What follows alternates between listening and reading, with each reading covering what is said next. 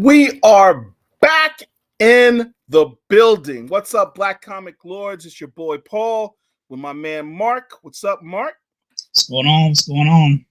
We have been on hiatus for a while. He and I have been traveling the world, seeing new things, exploring our minds, expanding our minds, our viewpoints, and just going out and enjoying life, man. Life has been lifing. So we've been on hiatus, but we're back. Seems like we've been gone for a long time, man. It's been over a month at this point because I just realized because I left on my trip a month ago Wednesday, and Right. so it's probably like a week or two before that since we even did anything. So sometime in early June. Wow. Yeah. Well, I see you finally organized your comic book room a bit. Yeah, I did. This room is my spare room, and this is where I keep my comic books and my filing cabinets and all this other stuff. And I've got like over 40 long boxes, and they were just all over the floor and on a couple of picnic tables, but that wasn't doing me, not picnic tables, but the folding tables. And so that wasn't doing me any good. So I bought some shelving units, have them put together. And so as you can see behind me, they handle my boxes very, very well. Yeah, Marc's not in a different room. He's just changed his room up. No, I am in a different room.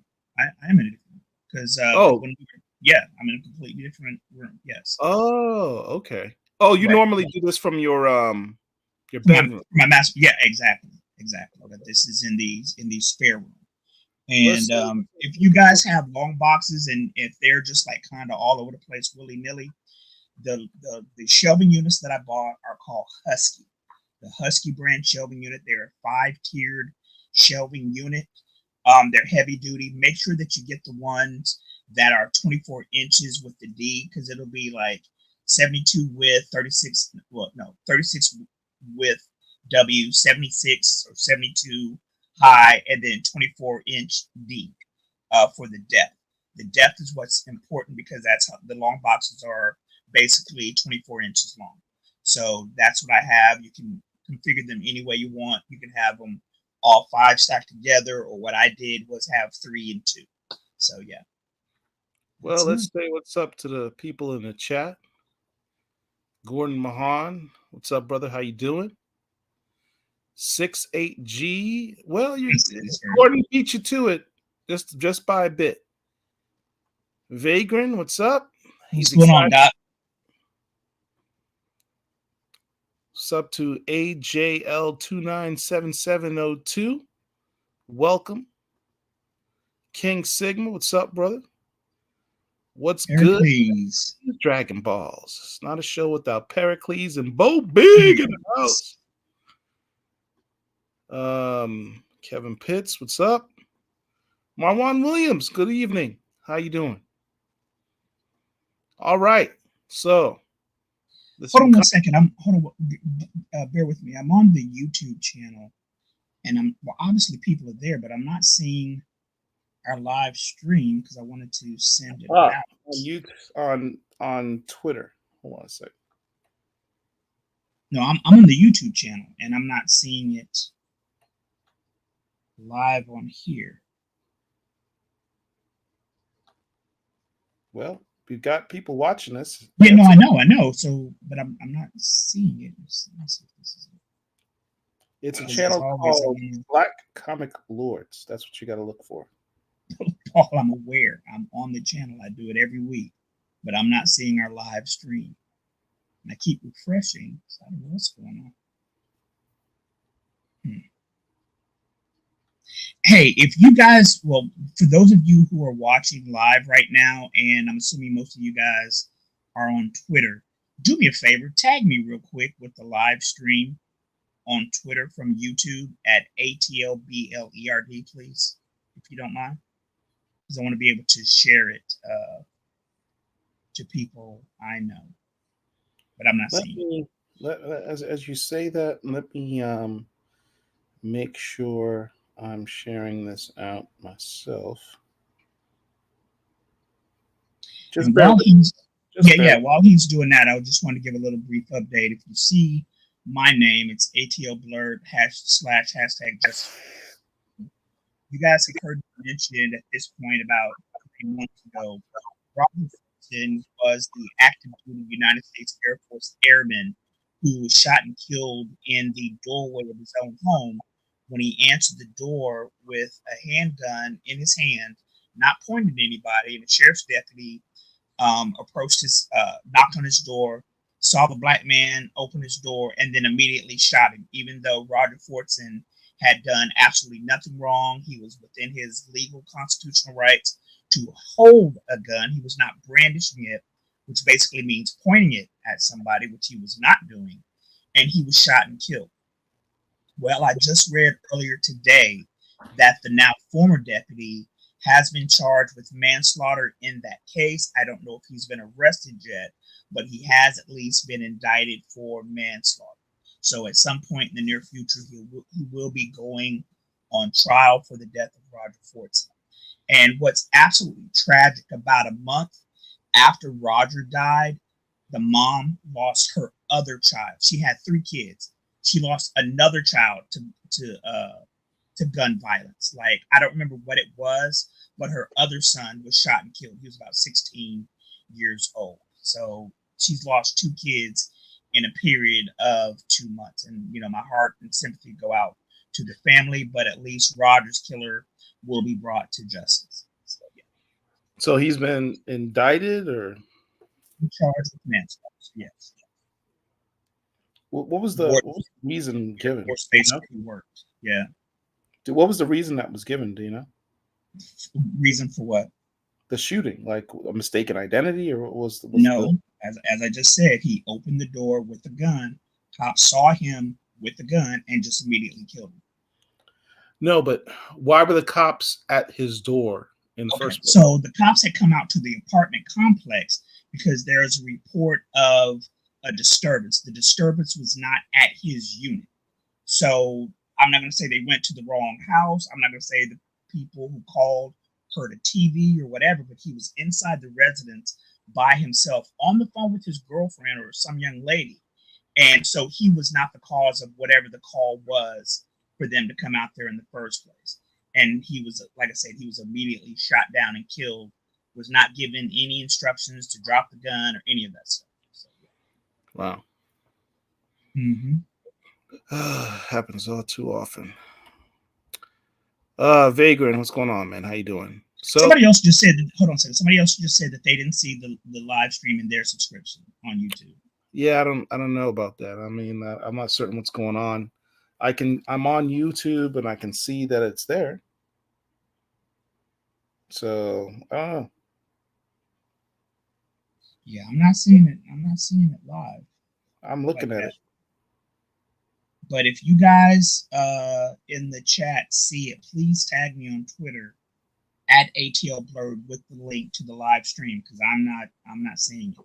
And do me a favor, y'all. Given that we seem to be having some technical difficulties, I think the government's after us and trying to chill us. Share the video.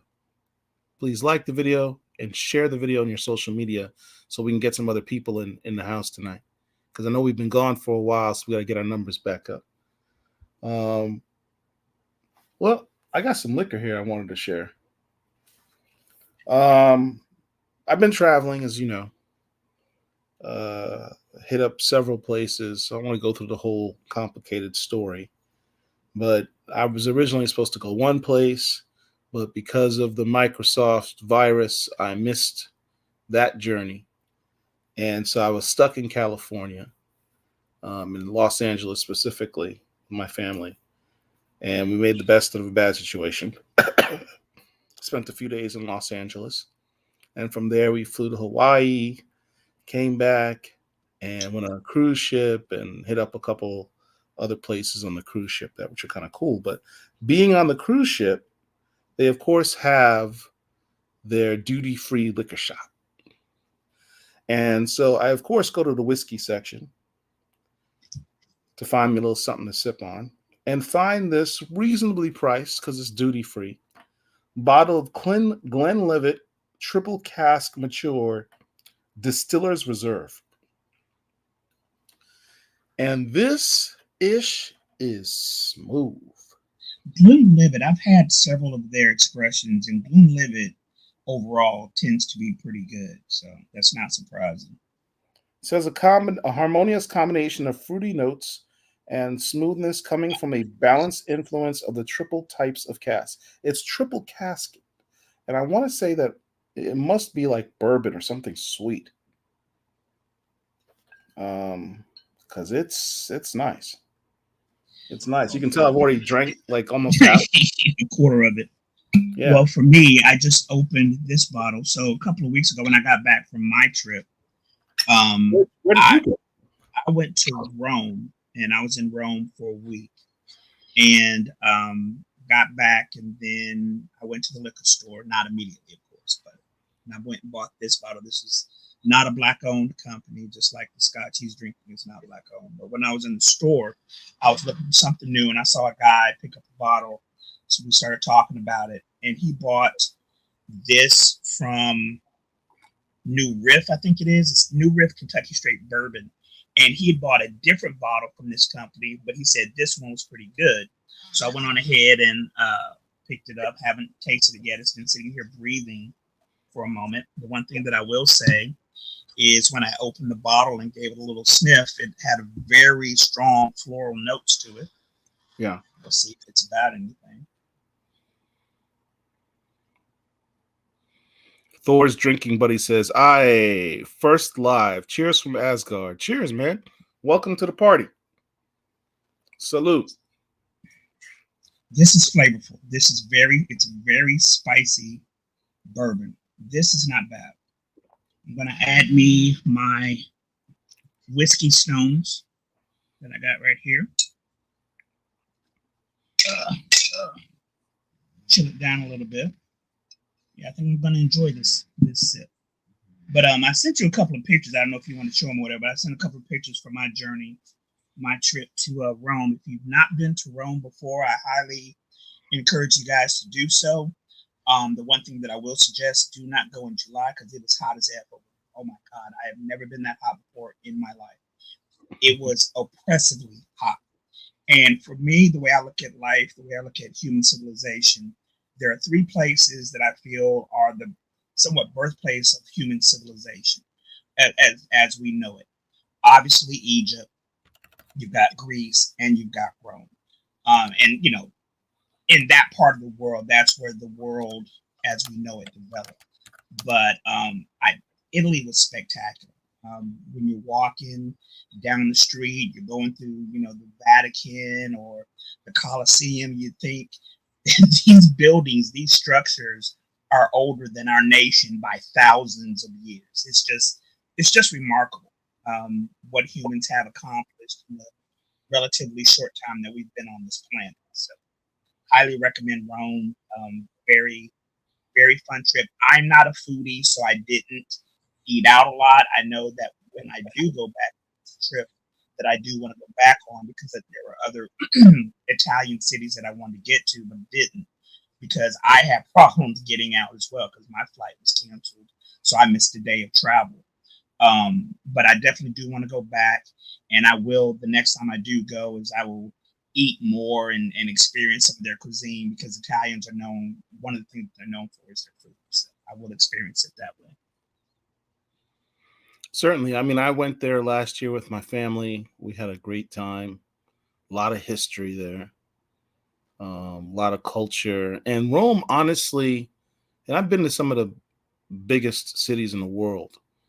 Rome is that probably the most international city in the world in terms of literally people from all over the world go to Rome.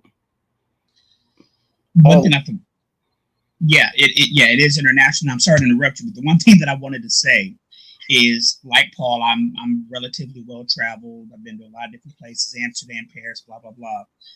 I will say that Italian men are some of the best dressed dudes I've ever seen in the world. Like they're just on a regular day, just walking around, and they look like fashion models. And I'm not talking about 25, 35-year-old dudes or whatever. I'm talking like 66-year-old men who are probably shoe salesmen or whatever in these suits and shirts. They can dress. They can they can really dress up there. I really appreciated the fashion from them. Whereas you're dressed like this. Listen, I'm on vacation, all right, and it was hot as fuck. It's funny. As I see this picture, you're wearing that fan around your neck. My wife has Yes. the exact same fan on Amazon that we used on our trip.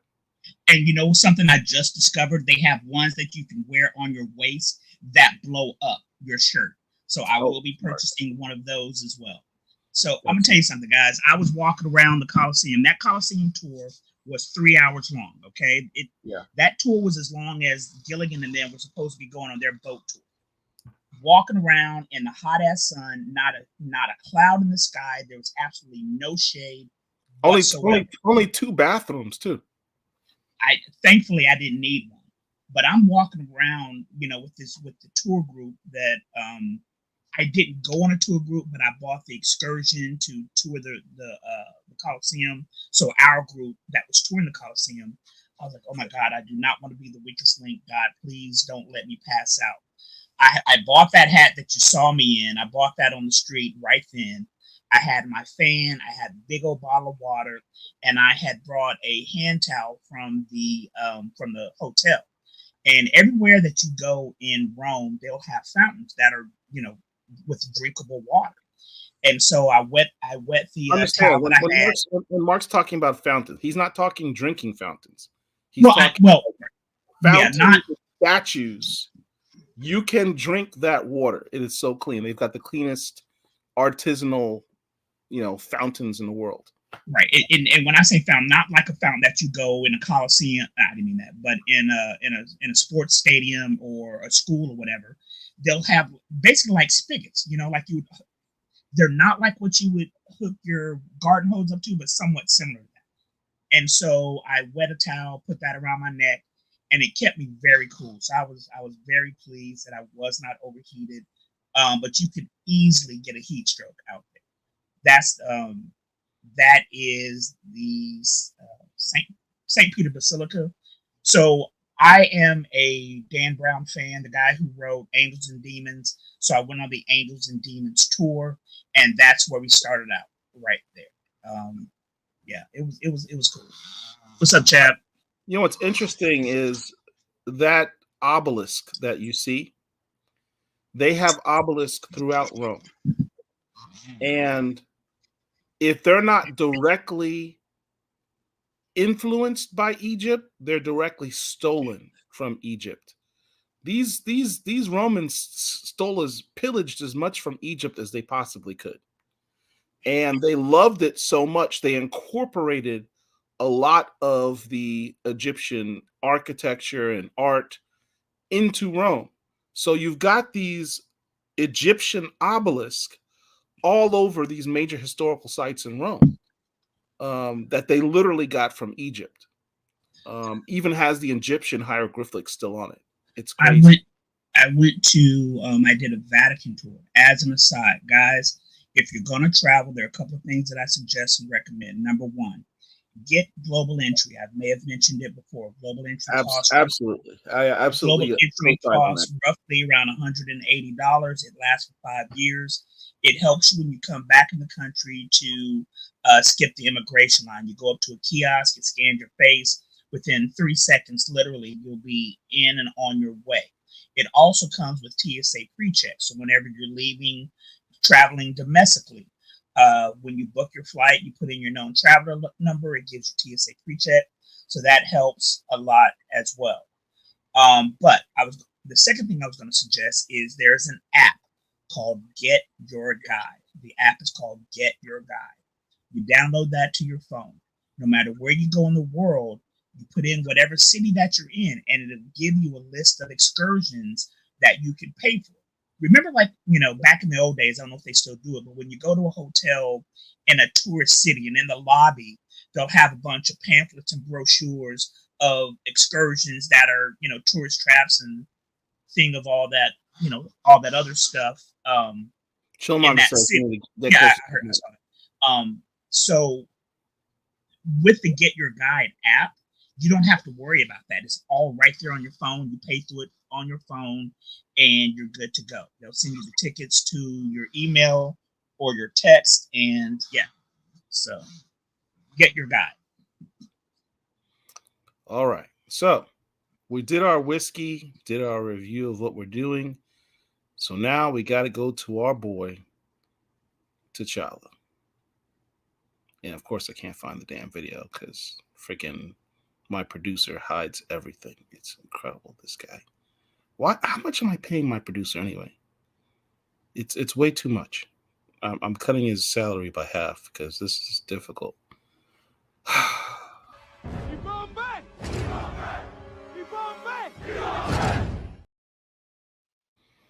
All right. We've So missed out on quite a bit of Black Panther activity. Let me start with this. This might be a little off, out of order, Mark, so bear with me.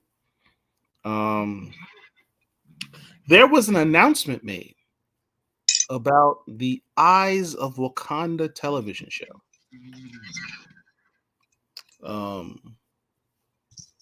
That there's going to be time travel involved. What we know is that a group of Wakandans will be searching the earth looking for artifacts, Wakandan artifacts. What I know from the show is that it will take place in different time periods. It will take place in different time periods.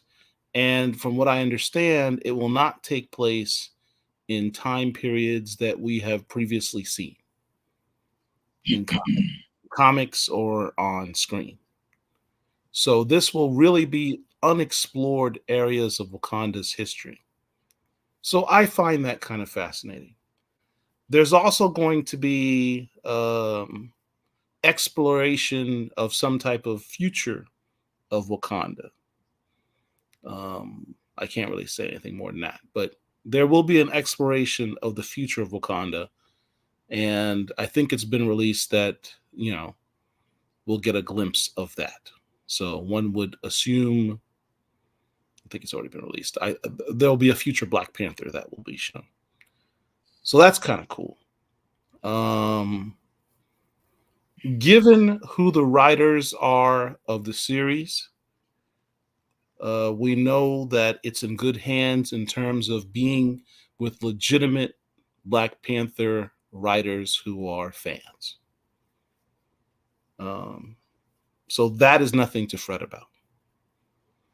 But all that being said, there is a contingent, an argument that this series should not get our support because it certainly will not have T'Challa.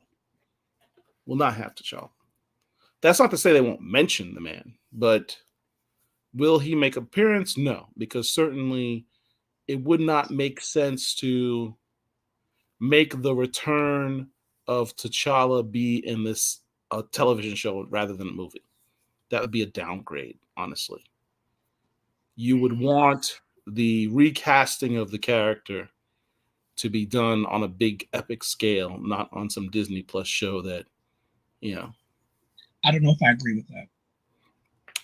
I get that. I'm just giving my opinion.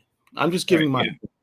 Yeah. When T'Challa comes back, I want T'Challa's comeback to be notable. On the big screen, to get the big screen treatment, and I understand that, and that makes sense. However, because we know we're dealing with a shared universe, even if it's, because I said, as an example, when the Secret Invasion series came out, I felt that was the perfect opportunity for them to reintroduce the character T'Challa, son of T'Chaka, knowing that the one who died was a Skrull.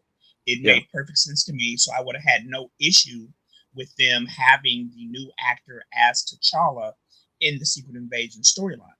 Same with this. If they go back in time and have a new actor as T'Challa and give him a cure or whatever it is that they want to do, I don't take issue with him making an appearance live action because we're dealing with the shared universe. I mean, I understand your point, but just as long as we have the actual character back, I really don't care how we getting, what platform we getting on.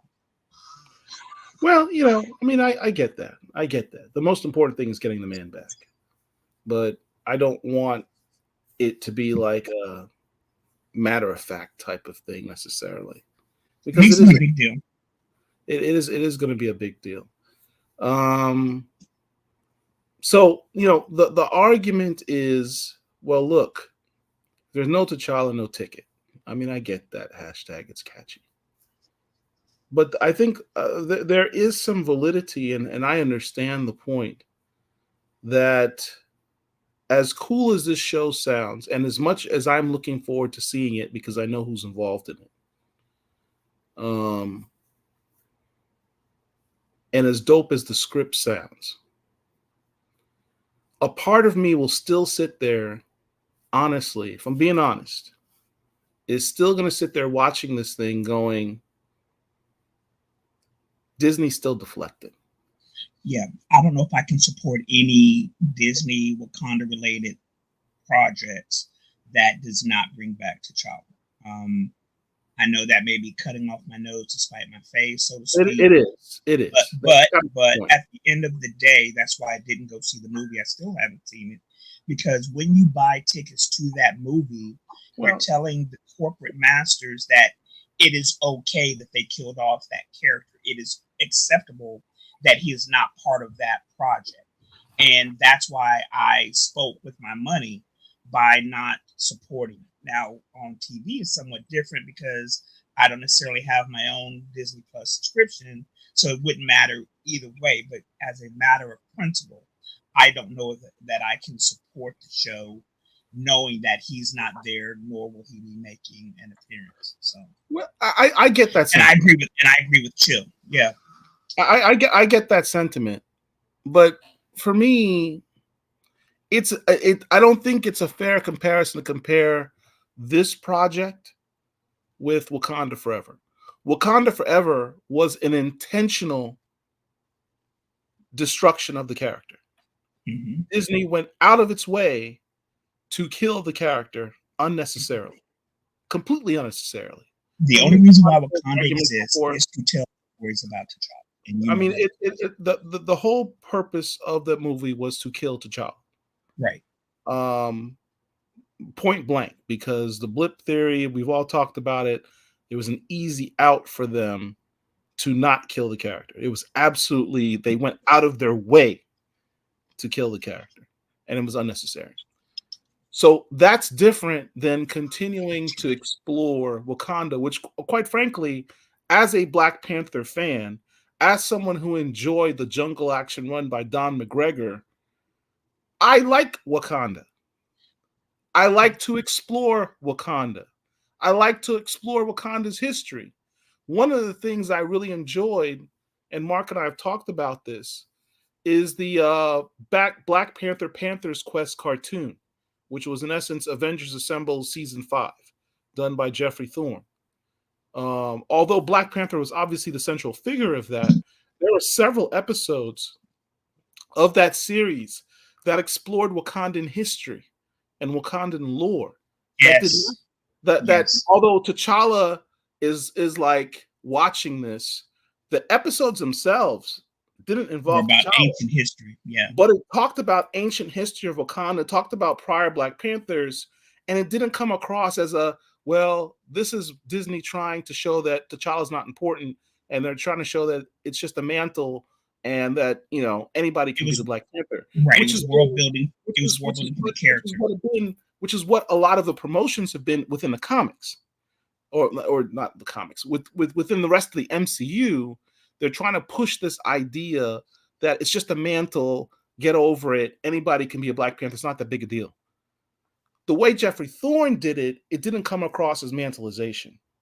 It came across as he's establishing context and world building and backstory to who this man is. Because remember, T'Challa is the sum of his ancestors. He literally got a power boost from Bast based on him being The sum of his ancestors, all their knowledge and skills, is his power set. So it makes sense to want to explore, what does that mean? Who are the people that make up his current power set? And Eyes of Wakanda has the potential to do that. Let's say, let me Um, say this. Let's say one this, last and then thing. let's One go. last thing. One last thing. There was a AI generated video that came out a year or two ago, talking about Bashinga, right? And it was a dope video. It was a dope video. It was a few minutes long, and it showed like this potential. It was almost like a teaser pitch video for a Wakanda Bashenga series, I think it was, that took place in Wakanda's past. And the way it looked, and it got a lot of hits. Everybody was going crazy over it. Like, this is really dope. That should be something Disney does.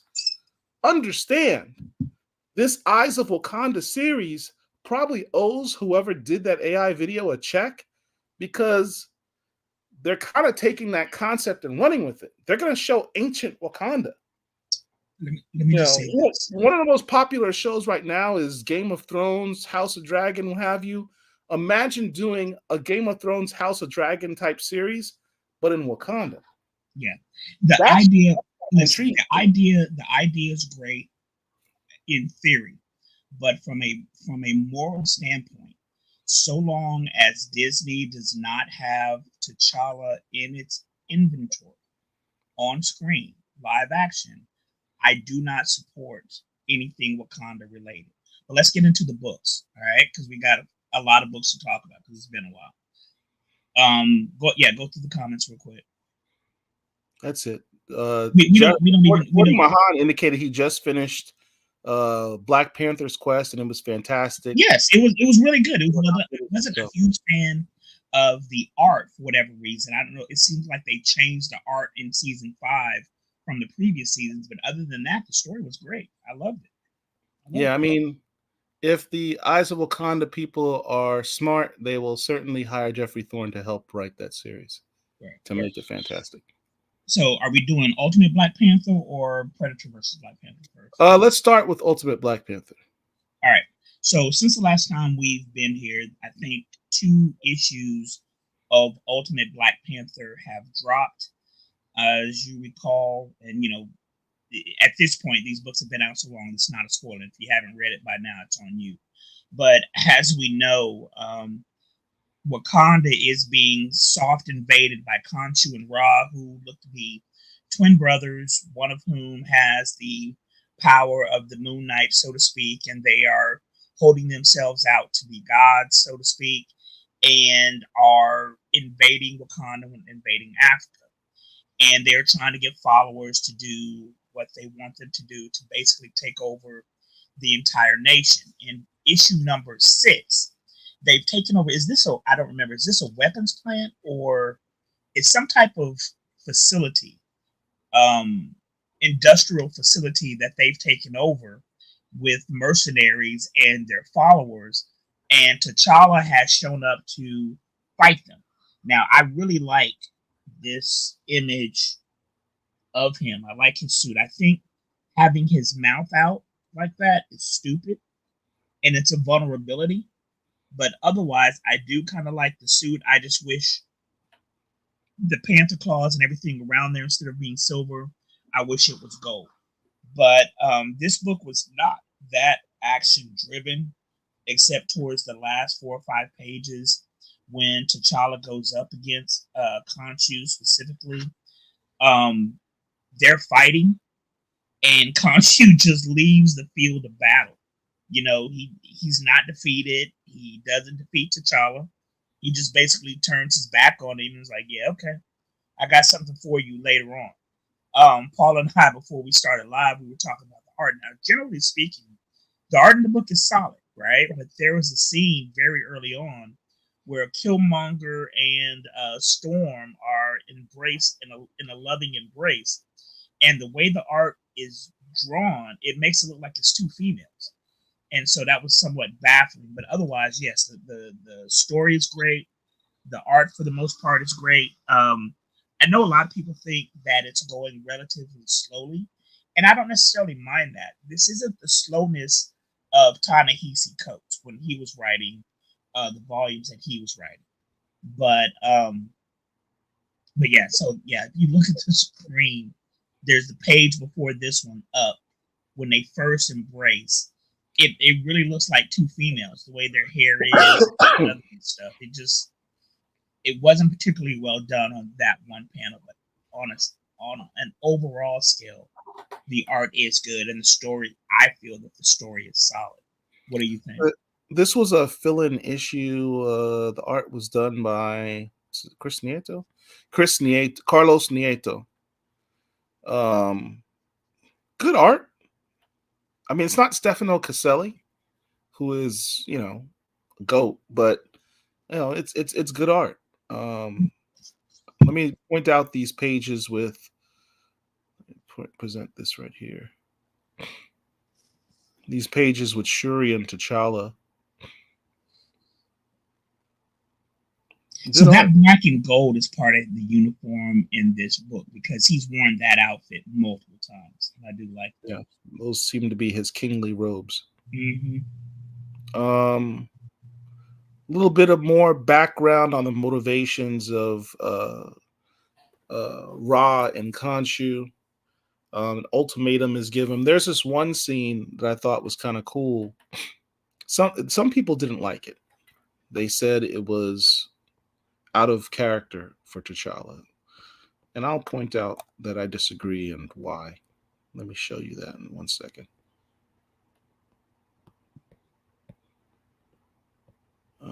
Damn it. It's always when you're looking for something, you can't find it.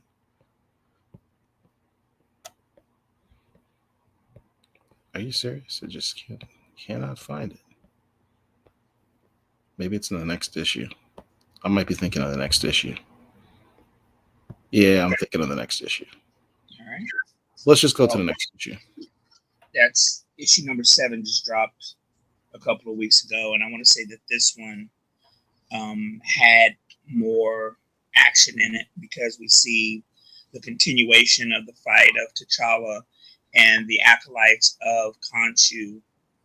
Killmonger shows up on this Batsicle that looks like the motorcycle that Batman had in, not Batman Begins, but whatever the Batman movie was with the Joker. It's a very impractical motorcycle, but I guess it looks cool. It does. And, Stefano Caselli's back in this issue. And you can definitely see the difference in the art. Yes, you can. T'Challa looks cooler, more suave in this issue. The Batsicle is kind of cool, though. I'm just calling it the Batsicle because I think you called it the Batsicle. Yeah, I do like his art. You do have more action in this book. Storm shoots T'Challa with lightning, and his suit, of course, can absorb it, which he then in turn uses against his adversaries. I won't say enemies because these are other Africans or Wakandans who have been glamored by Khonshu to worship them. But overall, I know that there are some people who are not liking the series. I have no issue with it. I'm enjoying it. I think it's worth the price of admission. I mean, just a couple other points on the art. This page right here with Storm looking like a whole snack. I love the fact that I think there's a page either right before or right after this where there's a close-up of T'Challa in uniform, and I thought was really, really cool.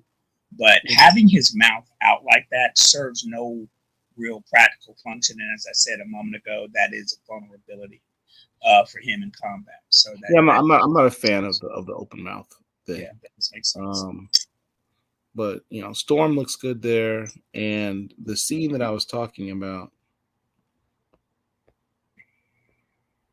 that was criticized.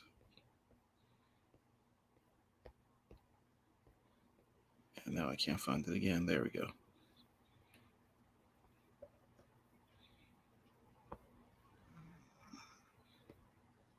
was this one, where T'Challa's just freed these people from the grasp of the bad guys, right?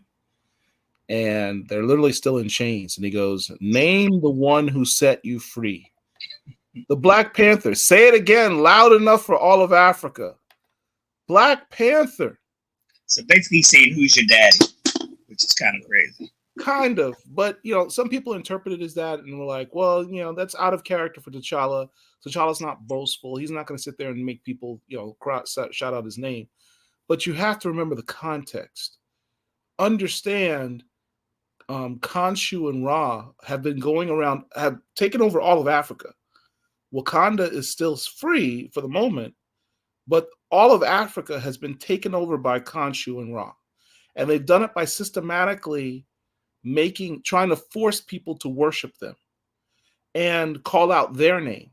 So what T'Challa is actually doing is trying to countermand that and unbrainwash them from worshiping Khonshu and Ra. So just a little bit of context there. It's T'Challa is still not being portrayed here as I just need people to worship me.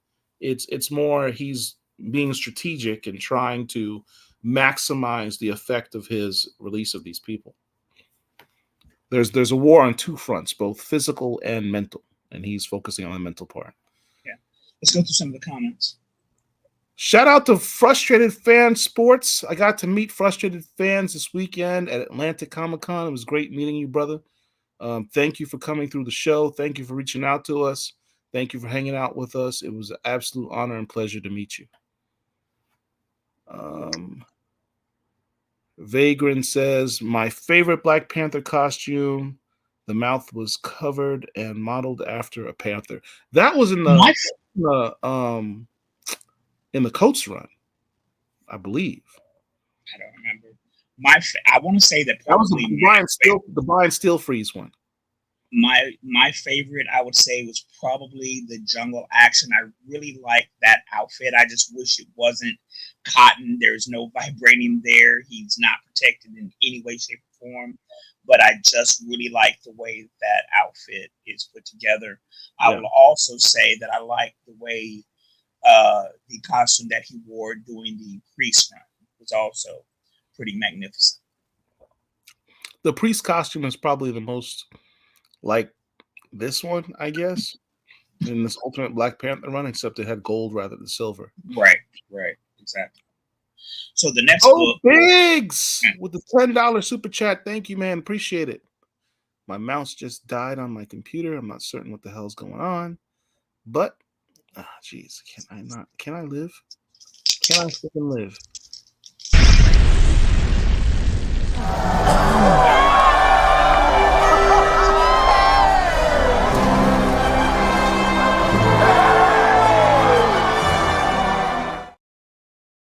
Appreciate that, man. Thank you very much.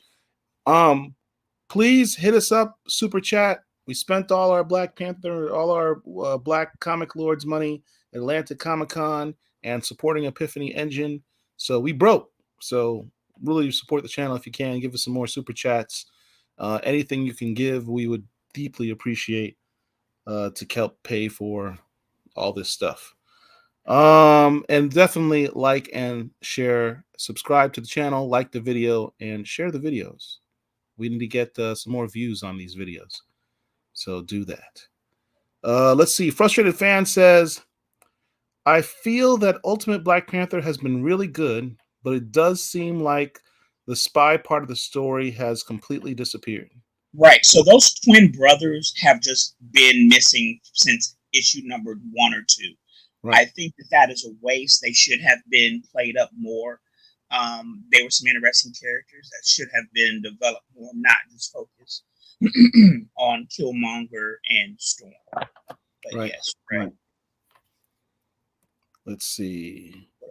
Marwan Williams agrees. He's not Batman. Cover his mouth. That's right.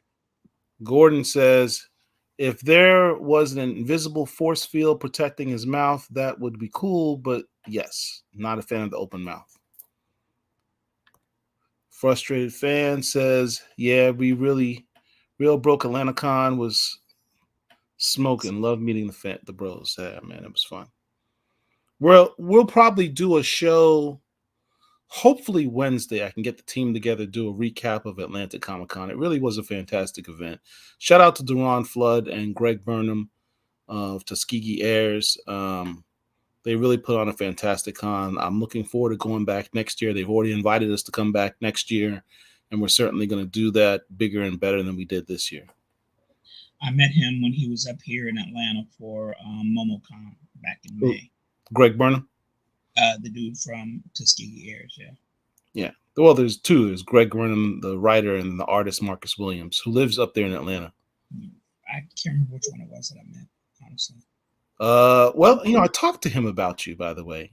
I told him that you were in Atlanta and you guys need to link up. So this book, a lot of people on the Twitters took issue with this book, and I understand why they did. Yeah. The premise of the book is an extremely good one.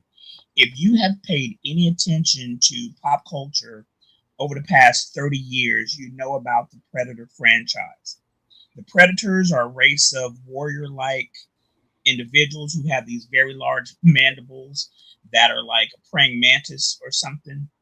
And they go around the universe hunting for sport to prove their virility and their strength and things like that. They are a warlike culture. Think of them as Klingons. They're Klingons with weird mouths. That's exactly what they are, right?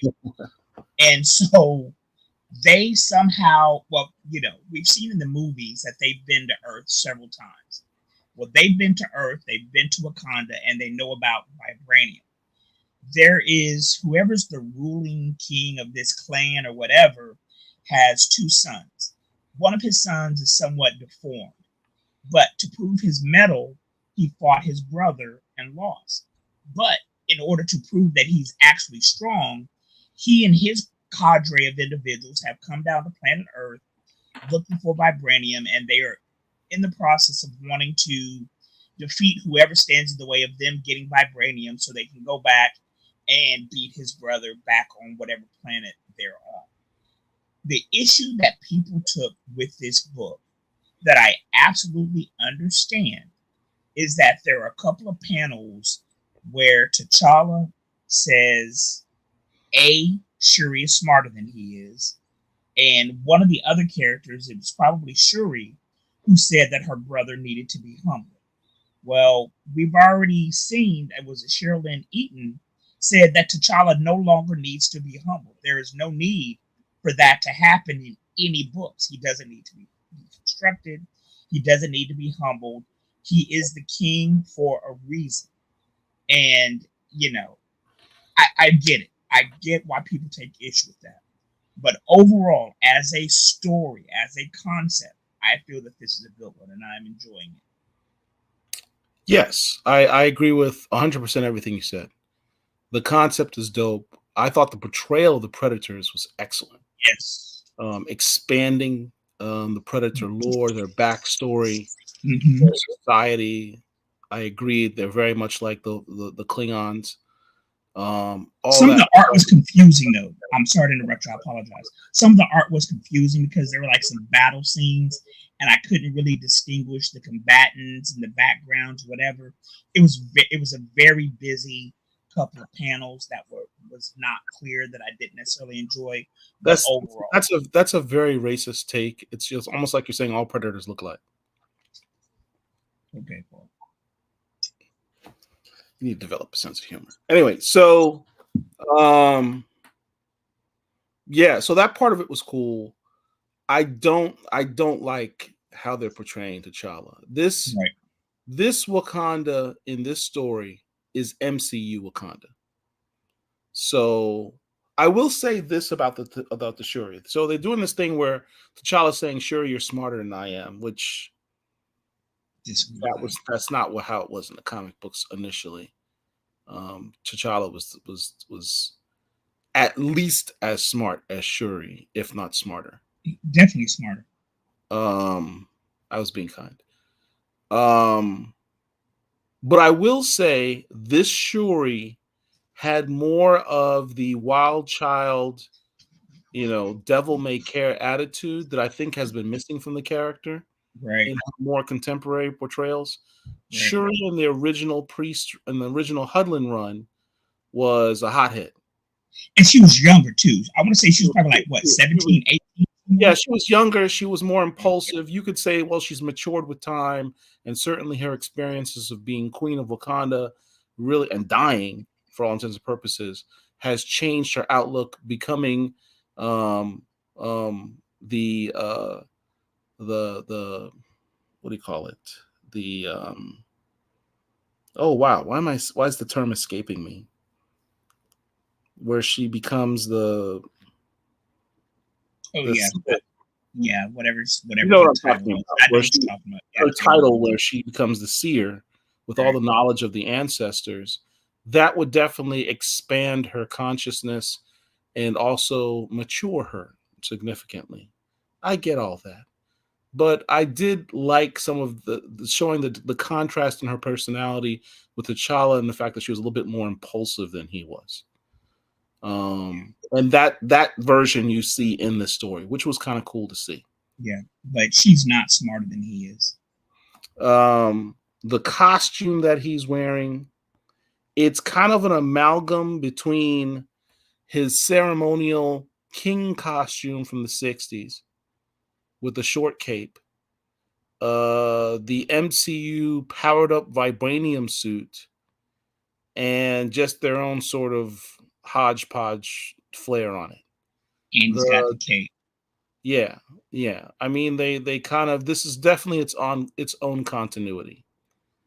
I think in issue 2, I think is where it's rumored his son is going to show up. Is that it?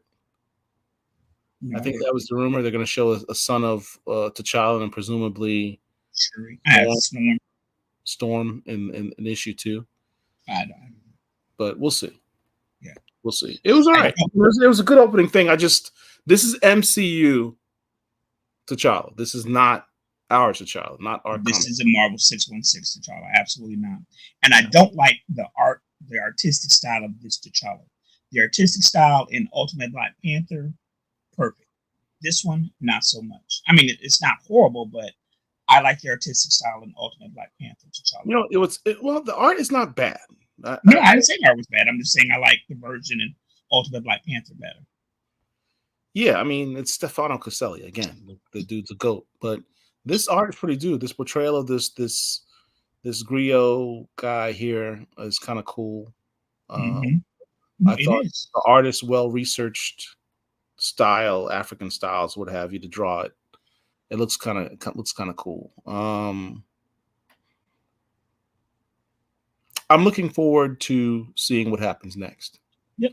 I like the backstory that they're after the vibranium, and vibranium's considered. What do you think about the spear? In the story, they talked about how the Predator guy's father, his power came from the spear.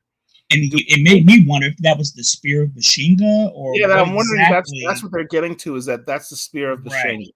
Right.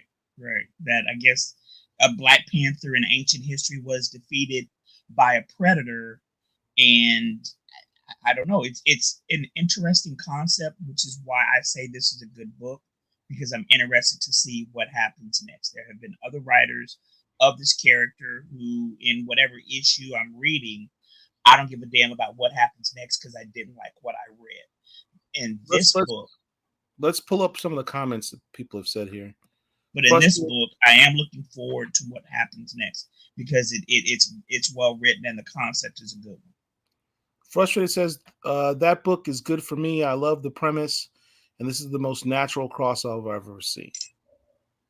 Panel needs to be bigger to really see the battle between the Predator's brothers. Yeah, I agree. Thor's drinking buddy says, does Predator versus Black Panther take place in the 616? No, I don't think so. Because I'm sure the Predator versus Wolverine took place in 616. This seems to be an alt-world storyline. Yeah. Especially if T'Challa has a son. Well, especially if T'Challa's not king and he's king in the story. So yeah. Does it seem like this story takes place somewhere in the past because T'Challa and Shuri are speaking about opening up Wakanda? So see, this is a convolution of the book and the movie. Because In the most recent run of Dr. Ewing, Wakanda has been opened up. In Black Panther 1, that was a discussion between Shuri and T'Challa, which is when they ended up in Oakland or wherever it was they were. Yeah. So that's what's leading me to think and feel that this is not Marvel 616 and its amalgamation of concepts that were introduced in the live action version. And that's another criticism I have of the book. You're taking away another trait or feat of Black Panther, of T'Challa, because it was T'Challa's idea to open up Wakanda, not Shuri's. He was the one who had the foresight to say, we need to open up to the rest of the world. So you're basically taking away another thing from T'Challa and spreading it amongst other people, which is getting back to our Disneyfying of the comic books, which has always been my biggest fear. I've been talking about this to you guys for literally 3 years now. The word Paul uses is synergy, and the synergy between the comic books and the live action and the cartoons when they exist. Yeah, or in short, Disneyfying it. Shuri was a Paris Hilton. For those who don't know, back about 15 years ago, Paris Hilton, one of the heirs to the Hilton chain of hotels, is this bubblehead from California, but she became really popular in reality TV. And she does not come across as a smart individual at all. Very flighty.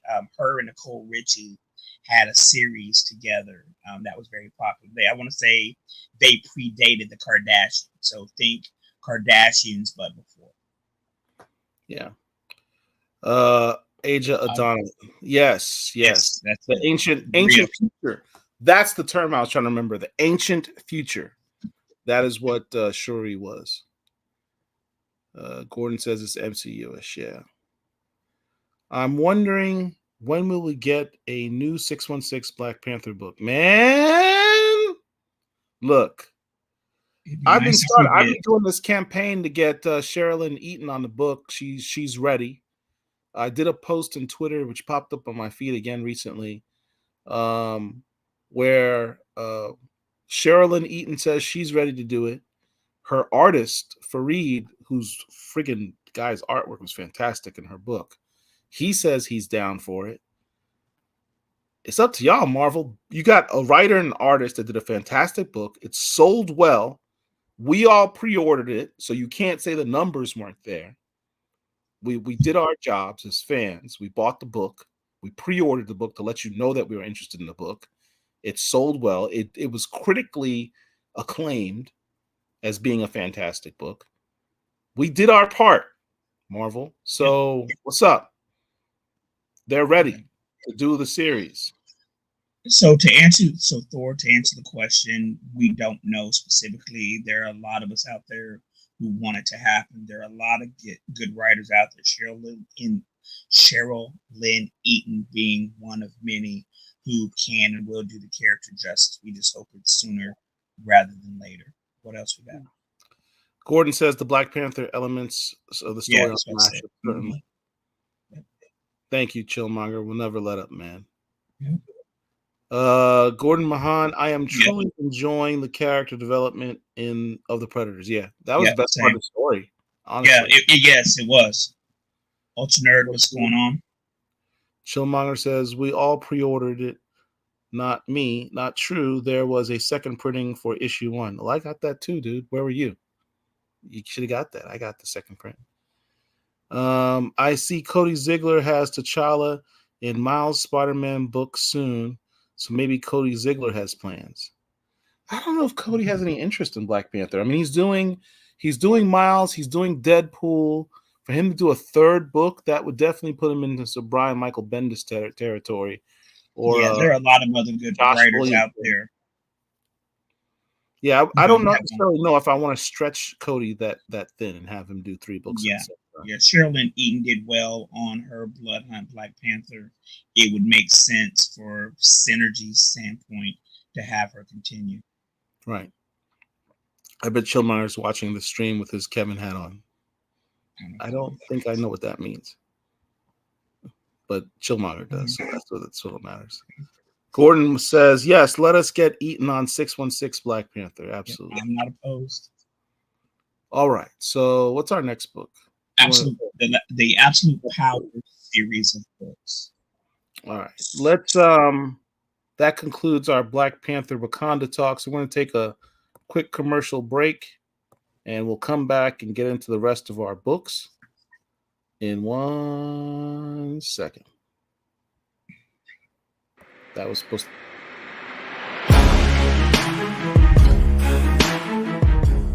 Hello. Tim Fielder here, author of Maddie's Rocket, Infinitum and Afrofuturist Tale,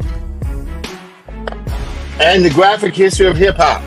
I'm a visual Afrofuturist and graphic novelist. Buy my books. Go to Diesel Funk, at Diesel Funk on all social media handles. I need you to buy my books. Thank you, Black Comic Lords. Peace.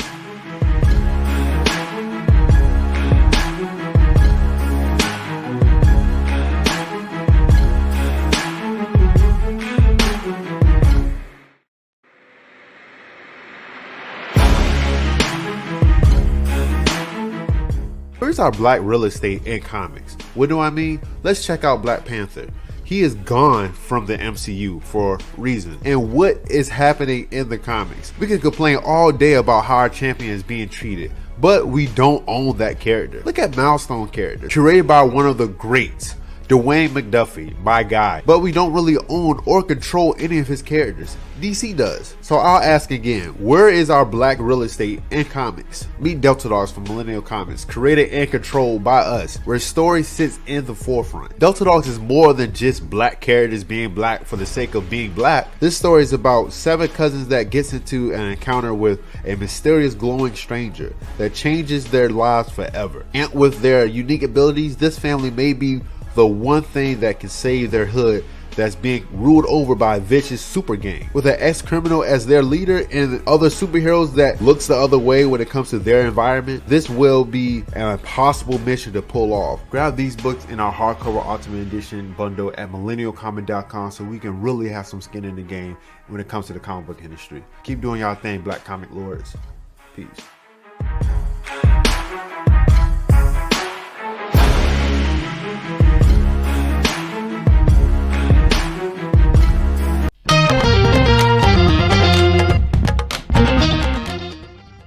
Been knocked around a lot. And I wanted the story to feel like T'Challa is him, you know, like he's that dude. And you want to give the swag back. Yes.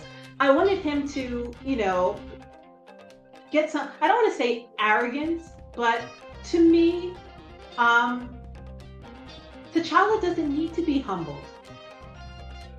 And say that part louder again.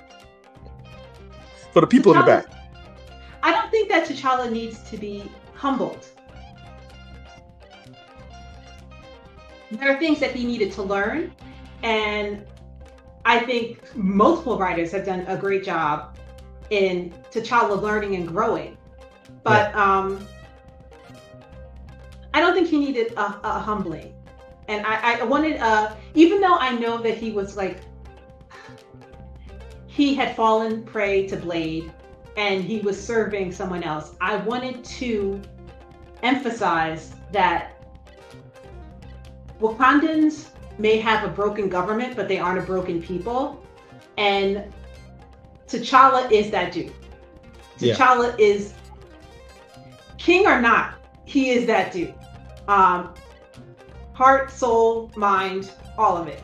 And so I kind of wanted the last of the first to show this man is important and should be treated as if he is important. Message.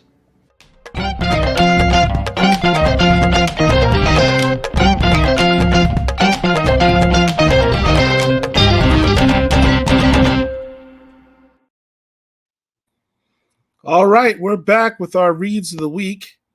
Following up on a couple of commercial, some questions that came out or statements that made out in the commercial break.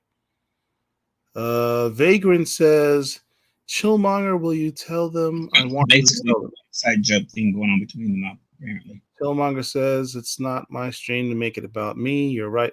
What are you guys talking about? Don't Tell worry him. about it. Keep keep going. All right, fine, whatever. Thor says, "Can anyone explain to me when Namor stopped being the protector of Wakanda? Does anyone really care? Yeah, I don't. Currently But, reading Jason Moore and Namor Namor should series have nothing to do with and Wakanda has been in whatsoever. prison, so just want some connecting tissue between the story." I can't answer that story because I think it was ignored because it was a stupid story that made no sense. I play a character who wears a cap, Kevin Feige. Okay. Shout out to Jeffrey Thorne. Brother Thorne, what's going on, man? Jeffrey, do you have any announcements for us? Or we still got to keep that underneath the head? Vagrant says, we got ATL Blurred Annoyed. Yeah, like y'all take that out somewhere. Y'all take that outside. All right. All right. Weeds of the week. Absolute Power storyline. As you guys have heard me mention here previously, I have not been a huge fan of cross-issue storylines in Marvel specifically because they always tend to be a money grab. However, hold on. We've mentioned before how back in the day it was Marvel Heroes, Secret Wars, and then over the intervening 40 years at this point, there have been some hit and misses. Civil War was a hit. Secret Invasion was a hit. Siege, to me, was a hit. Then there have been a lot of misses. In the DC storyline, I can't really recall. Well, they've had a lot of their own cross-issue storylines. I typically don't buy all of the connecting books with them, the tie-ins and things of that nature. I may get the main story, and that's pretty much it. But in this storyline, Absolute Power, Amanda Waller, aka Chick Fury, as Chillmonger, shout out to him, coined that phrase as far as I'm concerned. I've said many times here on Fridays that Amanda Waller is one of my top 10 favorite comic book characters, and she's not 10. As I've said, she's had to get to where she is, not based on looks, not based on any type of special powers or abilities. She is a bureaucrat with a poli-sci degree who has literally taken over the world and handicapped every superpowered individual on planet Earth. You got to give it up to her for that. There are at least 3 Absolute Power stories going on.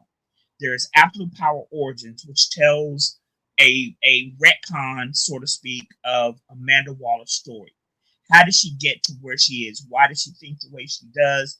Why does she do the things that she does? That's Absolute Origins. Then you have Absolute Origins Task Force, which is about 4 issues.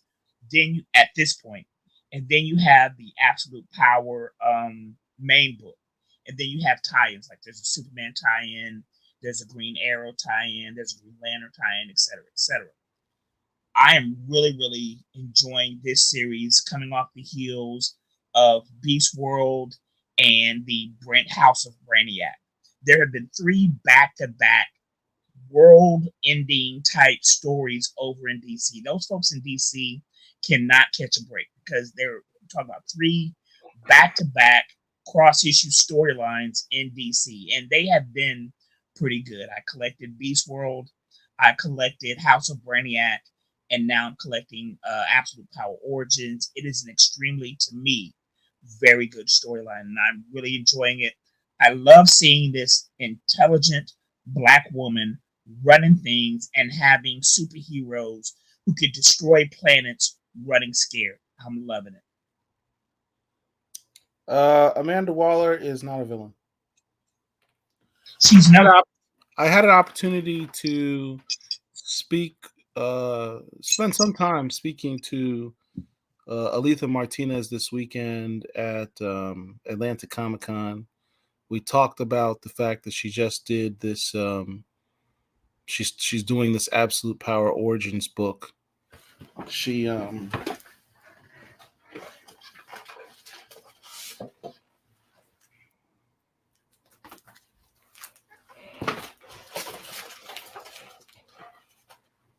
She actually was kind enough to go ahead and sign this issue for me, as she did, this cover.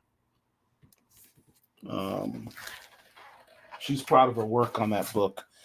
And she agrees. Amanda Waller, not a villain. Misunderstood. I think she'd probably best be categorized as an anti-hero, but definitely not a villain. If she's a villain, then Nick Fury's a villain. Here's the thing. To me, hold on, dude. I'll let you talk. She is a super patriot. She plays it rough, but she does it for the purpose of protecting humanity. She's not talking about, I need to collect a whole bunch of money for myself. She's not about, I need to collect a bunch of power just for the sake of having power. She genuinely, honestly views metahumans as a threat. And they've kind of proven themselves to be one. And then when you think about the context of what's happened in DC Comics over the last few years, particularly with this Beast World storyline, where metahumans really literally became the enemy, is she wrong? I mean, think about it. If we're living in a world that superheroes exist and all of your superheroes became evil, they became monsters, they became vampires, or they became beasts. All your superheroes who you look up to, and they're going around killing people and wrecking stuff. You don't think you would react and say, these people are kind of a threat? I understand that, a couple of years ago, they saved us from whatever catastrophe, but if they're flipped, they're a problem. She recognizes that. And she's like, we got to solve the problem because we're just human beings trying to live our lives. And these people could destroy the world at a whim, and they have no checks and balances. That was the whole point of the whole Civil War storyline at Marvel, is the fact that if superheroes truly existed, they would need to be checked. You can't have WMD period people, weapons of mass destruction people, running amok around the world, crossing borders, doing whatever the hell willy-nilly they like. That's not the way the world works. Marc and I both have political science degrees, and we can tell you that's not how international politics works. Countries don't tolerate you violating their sovereignty like that. It's funny that you said Civil War, because that's exactly what I was thinking. What Amanda Waller is doing in DC is Civil War times 10,000. As Paul alluded to, she's not doing this for her own self-aggrandizement. She's not doing this to consolidate power just to have power, to have people worship her. She's taking the action that she's taken for the greater good of humanity. And on some level, that's admirable. She is a firm believer in the ends justify the means. Yeah. So I know a lot of heroes would not agree with that. It's always about the ends and it's always about the means. Well, for her, no, not so much. This is my end goal, keeping humanity safe, and I'm gonna do whatever I can to accomplish that goal. As a lawyer, due process aside, I understand her position. I disagree with it from a legal standpoint, but I can appreciate the steps that she's taken to do what she has done. Amanda Waller is that chick. This is an extremely good cross-issue storyline. I would encourage you to pick up Absolute Power Task Force, and Absolute Power Origins. It's a very good read. Yeah. Let's go to some of these comments. These comments are actually pretty good. Thor's Drinking Buddy says, loved Origins #1. Seeing Waller play the long game is cool. She's playing first down, right, not touchdowns. I love that analogy. Love that's an excellent analogy. Because a lot of times when watching football and your team has the ball, you don't always have to throw a 40-yard pass into double coverage to try to get a damn touchdown. It's okay to ground and pound, okay? Get the first down and live to play another down. That is a very good point. That's the Georgia Tech way, the Ramblin' Wreck. Get your first downs and win the game. Gordon says, I love this cover. I thought it was a picture but when I picked it up, it was a drawing. Yeah, this is by Irvin Rodriguez. I might be butchering the name. Excuse me if I am, but he did some dope covers on the Black Adam series that Christopher Priest did as well.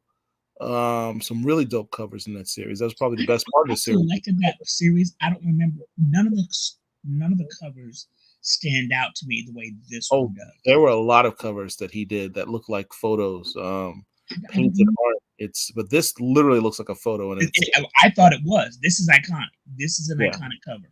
Yeah, this is a fantastic cover. It also sums up where her origins truly are. You see the three crosses represent the three family members that died, which motivated her to be, go to school, get her degree, get into politics, get into government. Those three husband, daughter, son. Yeah, those three crosses represent the three people that died in her life. And now you see her embracing this other person, and she's like, and you see that look in her eye, and she's going, never again. I'm tired of having people die over some BS. I'm going to protect the world. Yep. So really brilliant cover. Brilliant cover. It's a masterpiece. Shout out to Mr. DC Comics. Thor's Drinking Buddy says, it's crazy that DC has done so much for us to hate this character. Then this issue makes us cheer for her. I got whiplash on her character. Let me say this. I've been collecting the original OG Suicide Squad for literally decades. Yeah. I am a longtime Amanda Waller fan. Yeah. You can't make me hate her. There's nothing, because again, understand that everything she does is for the benefit of everyone else, not just for her. Who wrote the original DC the Suicide Squad? Was that Marv Wolfman? No, it was Osmander. Hold on, I'll tell you in a second. Because Wolfman was on the Teen Titans, right? But he may have been involved with Suicide Squad. I'll tell you right now. Give me 1 moment. Because that original Suicide Squad run, I did not grow up a DC guy. I've only started reading the original DC Squad over the last few years. Right. Suicide Squad. That's a fantastic series. It is. John Ostrander. John Ostrander. Fantastically written series. I mean, you could literally take a lot of those issues, put 21st century art on it, and just re-release it.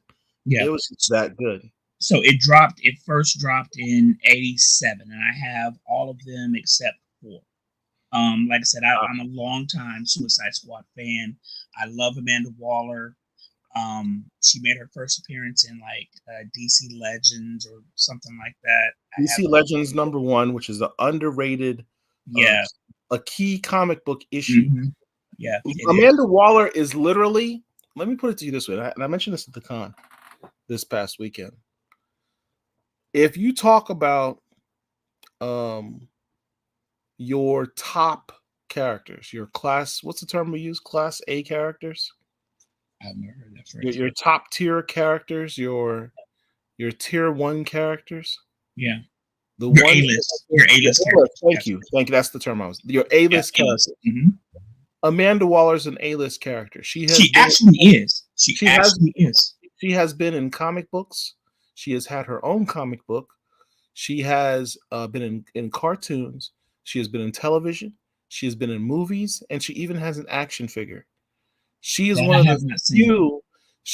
the few Black characters at DC Comics that can say all of those things. She's very few. It's her and Cyborg. That's literally it. Right. Okay, so when we've discussed characters and you talk about A, B, C list or whatever, one of the metrics that I personally use, and I don't know what the industry standard is, I'm talking about a Marc standard, is how have you seen this character? As an example, Superman, Batman, Spider-Man are A-list characters. Why? Because they are consistently in the public eye. If it's not live action, it's a comic book. If it's not a comic book, it's a cartoon, etc., etc. Amanda Waller, especially 15, 20 years ago during the Justice League and Justice League Unlimited cartoon, I want to say a lot of younger people who did not read or weren't even around in the 80s when Suicide Squad dropped got introduced to that character during that time period. At this point here in 2024, she's had 3 live action incarnations. On Smallville, she was portrayed by the phenomenal Pam Grier. During the Arrowverse series, she was portrayed, I do not know that actress's name, but she came from Spartacus. Forgive me, I don't know her name. She's very attractive. Right. I did not like her in that role because Amanda Waller is a hefty gal. This chick is a slim, physically fit person. That's not who Amanda Waller is. So she was miscast. I know in the early mid 2000s, they retconned her to be this kind of James Bond-esque spy, super spy type chick. That's not who that character is. She is an intellect. She's not a physical person. She is an intellectual, right? And then we see her portrayed by Viola Davis, who portrayed her marvelously in the Suicide Squad series of movies. I still say to this day that she should have been portrayed live action by CCH Pounder, but Viola did a great job because she's a great actress. She's had all these different incarnations, which to me make her an A-list character, even if the masses don't necessarily know her the way they do Spider, Super Batman, etc. But she is definitely, in my estimation, an A-list character. Let's see. Mr. DC Comics says Amanda Waller is a villain. She wants complete control. But why? Why? Why does she want complete control, DC? She wants complete control, but not out of her own, not for her own purposes. She wants complete control so that she can protect the world. So she's doing it from a place of altruism to some degree. Okay, stop. So does Dr. Doom. So does Dr. Doom. Well, no, think about it. No, I thought about it. Dr. Doom wants to protect primarily Latveria. Right. But he also has a chip on his shoulder about being recognized as the most brilliant character and the most powerful sorcerer in the world. So that's his evil part, is that he's not entirely altruistic. He wants to save the world because he's in it, and he can't get his accolades that he's seeking if the world is blown up. There's an arrogance to him that he wants acknowledgement, but ultimately he feels that being the brilliant intellect that he is, the powerful person that he is, and the strong monarch that he is, that the world would be best served under his rule. Right. So they're not too far off when you really sit down and think about it. Yeah, but Amanda's not really trying to. But when you think about it, their motivation. She doesn't. See, here's the thing. Dr. Doom wants to not only rule the world, but he wants to be recognized as ruling the world. He wants those accolades. He wants everyone to literally worship him as God Doom, because when he had the powers of the Beyonder, he insisted on people calling him a god. Waller doesn't have that. Waller could allow figureheads to be presidents and kings and be in the backdrop pulling their strings and be happy with that. As long she's about getting the job done. She's not about getting accolades. She's not about putting herself in the public eye. Yep. You never see her go on the internet and say, "Hey, everybody, I'm Amanda Waller. I'm here to help you out and worship me." She doesn't do all that. Okay, but here's and it's funny that you say that, because this ties into the books that we're getting ready to talk about in a second with the Bloodhunt storyline, which Paul and I are gonna. This is kind of a good segue, where ultimately the Bloodhunt storyline concluded with Dr. Doom being the Sorcerer Supreme of planet Earth. And as soon as he becomes Sorcerer Supreme, to go on Paul, to piggyback of what Paul was saying, what does he do? He announces to the world, "Hey world, you're safe from these vampires because I, Victor Von Doom, have saved you, and I am now the Sorcerer Supreme of planet Earth. You need to be thanking me, sending me cards and edible arrangements." That's the only difference. Come worship me. That's the only difference. Their ultimate goals are the same. They feel that they are in the best position to protect others. The only difference is a slight one. Doom wants that recognition. Amanda doesn't. So, is Doom really a villain? Despite the fact that he's tried to kill the Fantastic Four 6,932 times. Despite that, is he a villain? Yeah, you know, that think about it. You know? So anyway, what else? What other comments do we have? He's also a villain because he cheated Luke Cage out of his $200. Luke wanted that $200. Paul watched Supercell and was rooting for the government. Well, no, not entirely. Amanda Waller set up the entire problem. I disagree with that. The hero because the problem was the superheroes. She did not. She set the superheroes up, but they, in her mind, are the problem because anytime they're around, people's lives, regular people's lives, our lives are in danger because they exist. So I understand your point, DC, but I would push back on it. In essence, there is more than enough evidence of bad doings by the superheroes that all she had to do was just nudge it along a little further. Like the Batman countermeasure plans for Tower of Babel, I forget the name. Amanda is the next step in that line of thinking. I'm not familiar with that. Well, I mean, Batman had contingency plans for taking out. Right. But Tower of Babel, I mean, from a, I know about that from the biblical sense, but I don't know in the comic book sense. I'm not familiar with that. Also love the parallel of her and yes, the parallel of her on Bruce and Wayne origins. What's really the difference? Bruce Wayne lost him to try and save Gotham. She lost her family and motivated her, except Bruce Wayne had all of these resources to, do things his way. Money, mail, white privilege.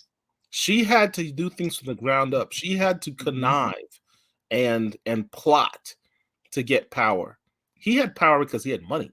Money buys you power. So he can do things at the snap of a finger.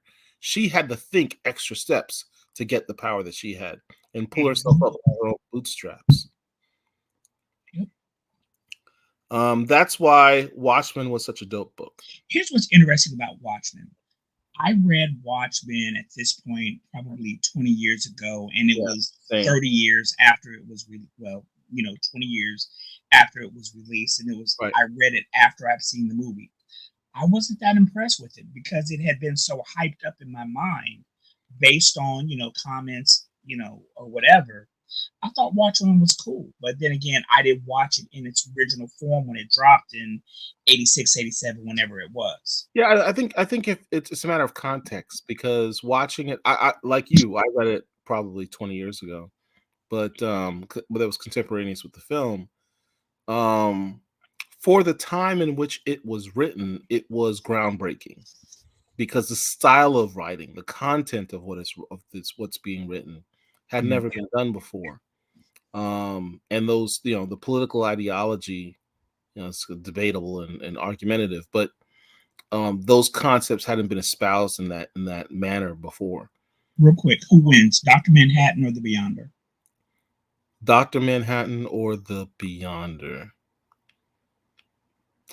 Dr. Manhattan loses because the Beyonder literally can snap his fingers and alter reality. And so can Dr. Manhattan. Well, Dr. Manhattan takes more steps, I think, is the best way to describe it. What do you guys watch and think? Dr. Manhattan or Dr. Manhattan from DC or the Beyonder from Marvel? Who wins in an all-out, no-holds-barred battle? Drift Lord says Waller and Bruce are two sides of the same. I agree. So speaking of that, hold on a second. Going back to the Justice League cartoon, one of the dopest episodes or the dopest scenes is when Amanda's getting ready to take a shower and Batman shows up and is trying to intimidate Amanda Waller while she's in her bathrobe and probably ain't got nothing on underneath, right? And Amanda looks him in his cold blue eyes and says, "Do we need to step out into the sunlight together, rich boy?" Which showed Bruce that she knows who he is. Do not mess with me. That scene was so dope, and it was probably written by Dwayne McDuffie. I'll have to look, but that was tight. That was tight. Now, again, I'll say CCH Pounder should have been the live action Amanda Waller. Putting a bomb inside your head to force you to do what she wants is not heroic. Well, I didn't say she was a hero. We're just saying she's not a villain. She's not a villain. Right. She's not a villain. Right. And think about the people who she's putting the bombs inside their heads. Mass murderers. Right. For the most part, yeah. We're talking about the original Suicide Squad. Ostrander, yeah. Yep. I think the reason you thought Wolfman is because I think they were using the same cover artist back then. I think George Perez did a lot of those Wonder Woman covers, though. Oh, yeah, he absolutely did. Yeah. That was the George Perez era. Yeah. The singles a list, baby. I'm trolling. Is a Doom wants to be recognized as the better than Reed Richards. Waller doesn't look for the recognition at all. Exactly. Well, it's Reed Richards and now Doctor Strange. Yeah. Because Reed Richards is the science part, Doctor Strange is the magician part, which Doom views himself. The third component would be T'Challa and Namor, as monarchs. As monarchs, yes. Yeah. He wants to be better than all of those guys. Waller lives in the shadows. She cares about her nation and her planet. Yep. She's not doing this to get rich. She's not doing this to be powerful in and of itself. She's trying to help us, the regular people. And the way it's demonstrated is the fact that she's now ruling over Gamora, which is like, for those who don't read DC Comics, it's an island. Gamora is Madripoor, is the Madripoor of DC. Yeah. Except more powerful. Yeah. And she is the ruler of Gamora. She has her own country. She could leave the United States, renounce her U.S. citizenship, be leader of Set herself up as queen or ruler, right? Monarch, and call it a day and amass as much illegal gotten gains of wealth that she wants. Yeah, easily. But that's not what she's not interested in that. Yep. Not a villain. Yep. Lex Luthor and Doom have similar aspects. Yeah. Yeah. Let me tell you this. I'm not a psychologist, not a psychiatrist, not trained in it, but having done what I do career-wise for a very long time, I would say that there is a level of insecurity for anybody who goes out and seeks that type of acknowledgement from the masses to say, hey, look at me. Look at what I've done. Right. Make sure you vote in November to prevent that from happening. Doom's arrogance and ego make him a villain. And his actions. Yeah. But they're not too far off. What does it say? Yes, that is true. Yes, they do compare. Doom wants to be the better than Reed, and Lex wants to be Superman. Yeah. Like I said, when you're constantly trying to one-up somebody, you are insecure. You're basically saying, I want to show you, whoever you are, that I'm better than you, because you're not secure in yourself as an individual. Whose color of authority is she operating? Her own. The authority of being right. And that's the authority of America. Yeah. I need to read AP Origins, The Wall. Yeah. Shout out to Mike Carson. Manhattan because of his high intelligence. Jeffrey Thorne agrees with me. Beyonder. Dr. Manhattan is constrained by actual physics. The Beyonder is just crazy nonsense. Okay, Mr. Thorne, how about the Beyonder versus Mr. Plex over in DC? Now that's an interesting that's an interesting one, because Mr. Plex changes reality himself. He can do whatever the hell he wants. Superman understands that life is about your choices and free will to live your way. Saying that you know what's best for the world makes you a villain because you're taking away the free will of the people. Mr. DC, let me just say this. Hold on. Let me just say this. Mr. DC, as someone who pays attention to the world events and specifically politics, you have to understand people in general are fucking stupid. And so the average, and speaking of Americans specifically, your average American is a fucking moron. okay? Because they're not well read, they're not well traveled, they're not well informed, they're easily manipulated by, quote unquote fake news, whatever the case may be. When you have someone who has no type of desire to control for the sake of control and is actually being objective, saying that you're taking away free will, I think, is a misnomer. Because, there are a lot of people out there who listened to somebody and started injecting themselves with horse tranquilizer or horse meds or whatever the hell, because they're fucking morons, right? So if I know better, based on my training, my experience, that doesn't make me a villain saying, hey, person, you probably shouldn't ought to inject yourself with this. This is the better way to cure or prevent or whatever ails you. And she's trying to prevent us, the regular human beings, from being at the whims and mercy of superpowered individuals. That doesn't make her a villain.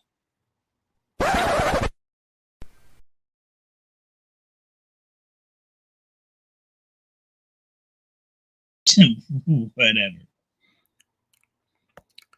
Dwayne McDuffie is the one who wrote that episode, apparently. Yes, I believe it. Yeah, you're right. He did.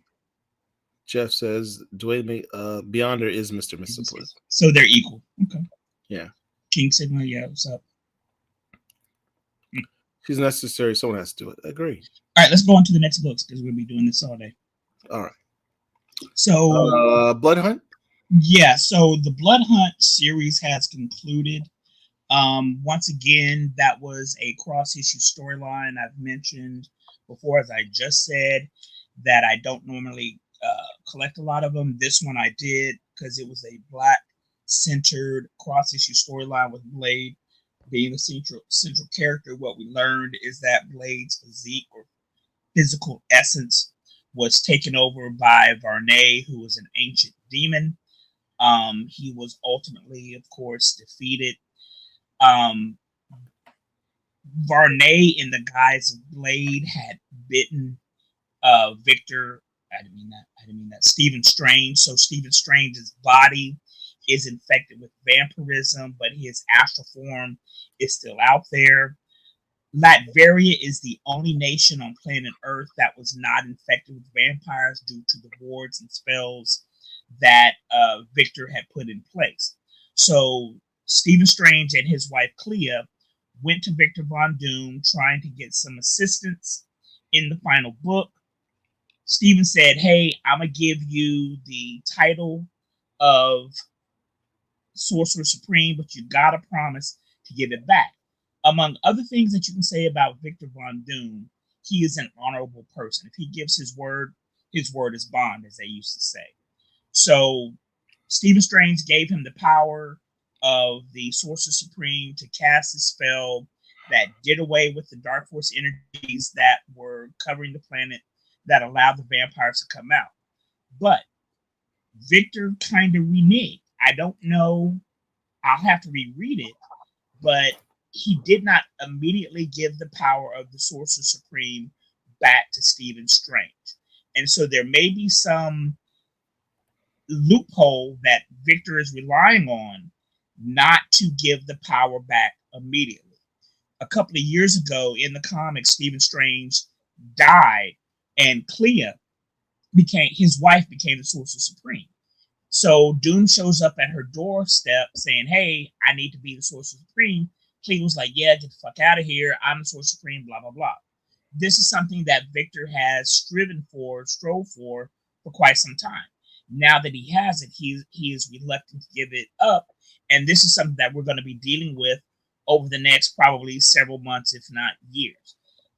As an overall story, it seemed like issue 5 may have been rushed a little bit, but otherwise I did enjoy it. We knew that Blade wasn't really Blade. The tie-ins were pretty good. I collected the Spider-Man, Midnight Suns, Dracula, which was really good, and the Black Panther. So I collected 4, maybe 5 of the tie-ins. On a scale of 1 to 10, I would probably give this tie-in about an 8. I really enjoyed it. Absolutely enjoyed this crossover. I have avoided um buying crossovers, these crossover events. They're just money grabs. At best, I might buy the main book and that's it, and just not buy. I don't buy any tie-ins that aren't of books that I don't already collect. So if there's a tie-in and I'm already collecting Miles Morales, I'll buy those issues because I'm collecting Miles Morales. But I'm not going to go out of my way and collect some other book just because it's a tie-in to this book, to this series.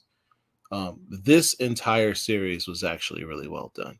Mm-hmm. The main book, from the writing to the art, chef's kiss. The art was really good. The art was really good. And just as an aside, because this is Black Comic Lords, look at this cover. 5 black superheroes on this cover. There's 6 technically in the storyline because Bloodline's not on this picture. But can I say this without getting in trouble? The series is done. This was a black crossover at Marvel Comics.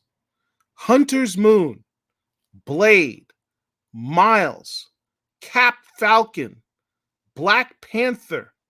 Who am I missing? Bloodline. And Bloodline.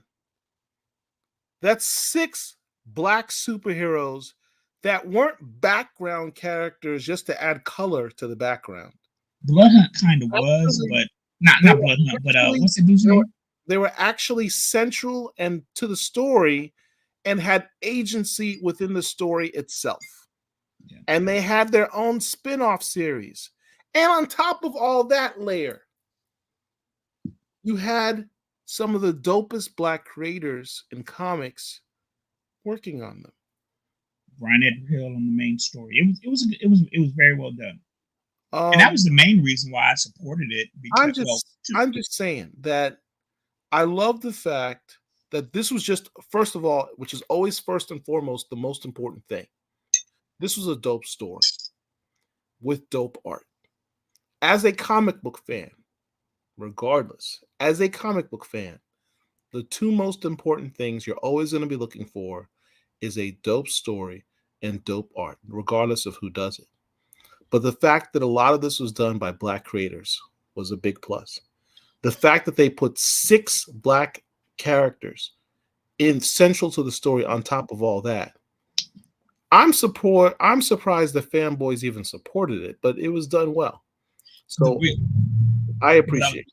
Yeah, what I was getting ready to say is the main reason why I collected this storyline is because it was about a black. The main villain was black in Blade, but it wasn't really Blade, and it was written by a black person. The main storyline, and as I'm sitting here thinking about it over the past 40 years or whatever, I can't think of a cross-issue storyline that was a black-centric storyline. You know, especially in Marvel. You know, I talk about Siege, talk about House of M. It's never happened before. It's never happened before. Right. This is a historic moment. Just so you all recognize, this has never happened before at Marvel Comics. I just want people to recognize that. From a Black Comic Lord's historical perspective, this is an important crossover. Yeah, and it was good. On top of that simple importance, it was actually just good. Yeah, it was actually just good. It was good. It was really good. So next book, very briefly, Conan. The reason why we have Conan up here is because the artist on these books, Jeff Braithwaite, is it Jeff? Doug. I'm sorry, Doug Braithwaite. Doug Braithwaite is a brother. I love his artistic style. I'm a sword and sandals fan, live action stuff. You know, I love the movie Troy, obviously the OG Conan, et cetera, et cetera. I like that type of stuff. The story is very well written. Conan is that dude. You know, even though he's just a mortal, it would be interesting to see him fight somebody like Thor because, you know, even though he's just a mortal, he's stronger than the average person. it's an extremely well done book, and the art by Doug Braithwaite is very good. So if you like this type of sword and sandal stuff, we're on issue 14 now, and it is a good book. I'm really enjoying the storyline. I'm not going to get into the story because it's Conan. He's out there fighting bad guys with the sword and winning and betting. It's a good story. I'm trying to find a picture that I can show without getting in trouble. Let's try this one. This one's done by Doug Braithwaite himself.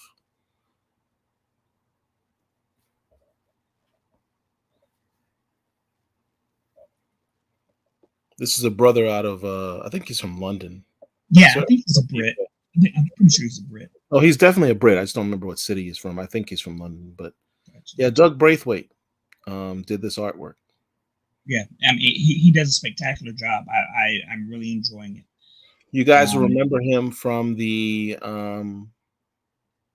Icon and Rocket series by Milestone a couple years ago. He was the artist on that series as well. Yeah, if you look up his resume, he has a very long history in comics across various companies. Very good. So the next book will be the Green Lantern War Journal. Issue 12 just dropped. I've not yet read issue 12, which I have. Oh, you didn't? Oh, I thought you did. No. All right, so I'll talk about it. So we're not going to spend a lot of time on it. Philip Kennedy Johnson started out really well. First of all, shout out to the artist, Montos. That guy's an excellent artist. He is an absolutely fantastic artist. He could work for any company and write his own ticket. Fantastic artist. Philip Kennedy Johnson started off the series really well.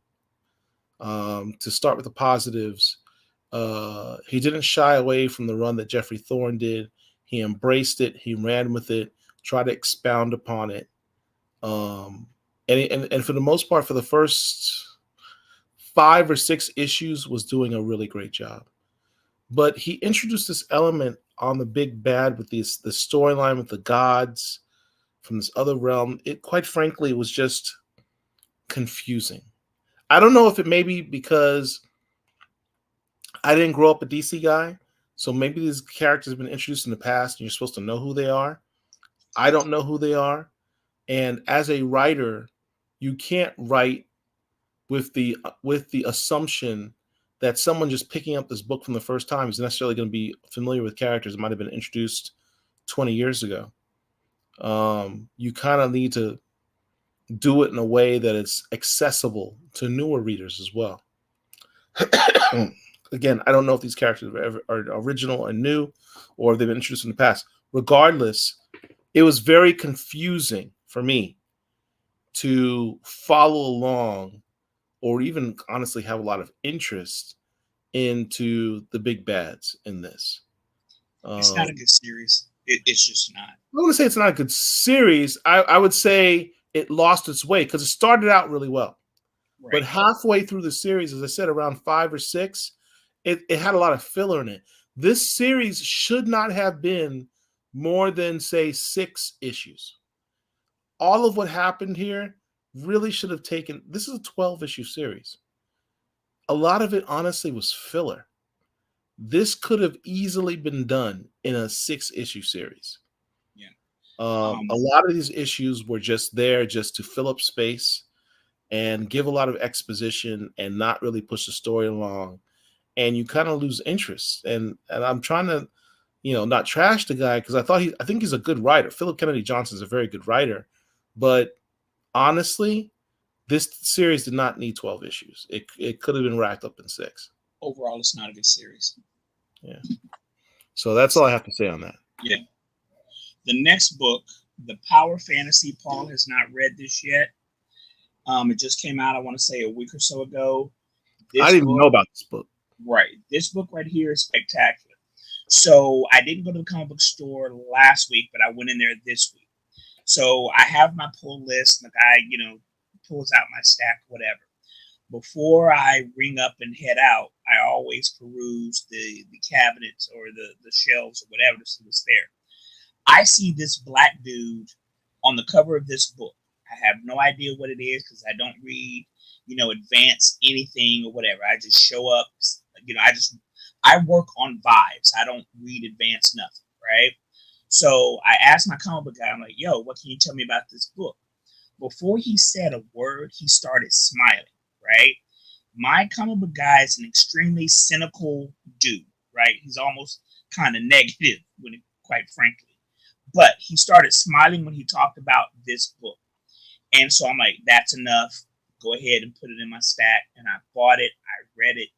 It is an extremely well done book. In this book, on planet Earth, we start out in the 1960s. And there are approximately 6 people on planet Earth who have superpowers. And one of the individuals is talking to one of his cohorts who also has superpowers. And he's talking about, look, what should we do? And he's basically saying we need to take over the world to make the world a better place, kind of like an Amanda Waller-esque type person, right? I'm not going to go far into it, but we jump from the 1960s to modern day, and the character who obviously has grown older, he's matured, but we see his display of power because of his conflict with somebody else. This book is good. I'm not familiar with, Kieran Gillen. Yeah. I know that name. I just can't remember off the top of my head what I know him from, but I know that name. This is a very good book. On a scale of 1 to 10, I give this book a 9. I really, really, really enjoyed this book. My comic book guy said it's going to be an ongoing, but the author typically has stories that last around 50 issues or so. But I'm along for the ride for now because it is starting off very, very well. Very good book. So you just ran through the comments while I was talking. Let's go through the comments again real quick so I can see what I already went through the comments. We send those already. I did not. You're not that important. I want to talk about a book that kind of fell under the radar. Try and pull it up here. Give me a second.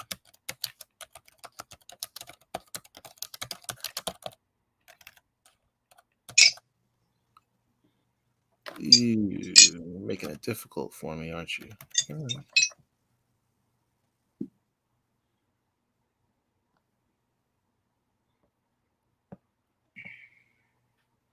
I apologize. It's taking me so long.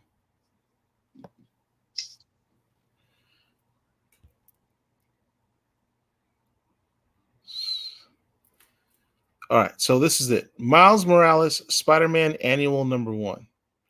This book really kind of flew under the radar. The main story has Miles Morales going to Puerto Rico to visit his grandmother, his mother's mother. Miles Morales is Black and Puerto Rican.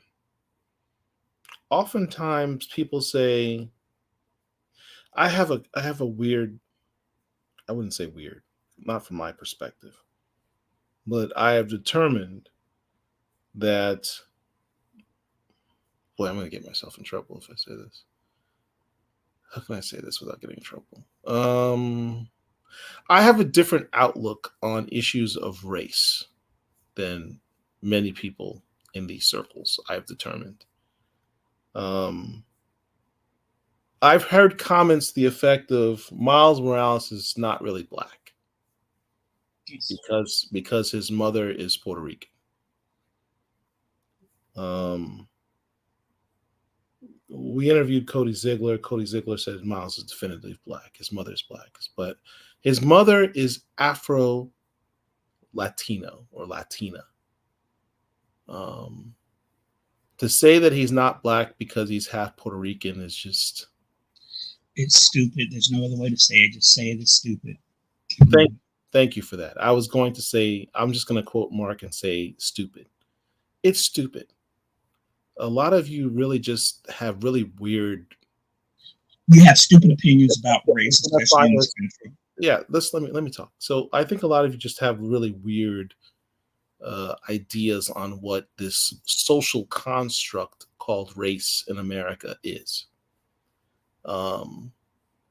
Because if you're looking at percentage of Black DNA, I mean, just look at you within your own family and call them not Black. It just doesn't make any sense.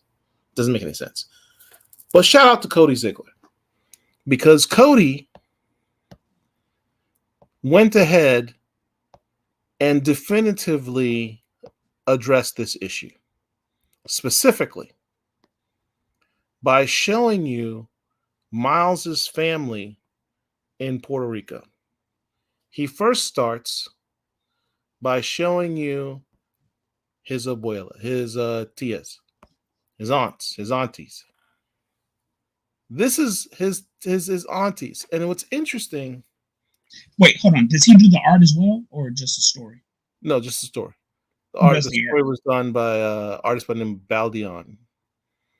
On this particular story, his regular artist is a Italian dude, Vicente something. I can't pronounce his name. But this is his aunties, and they're a rainbow of colors.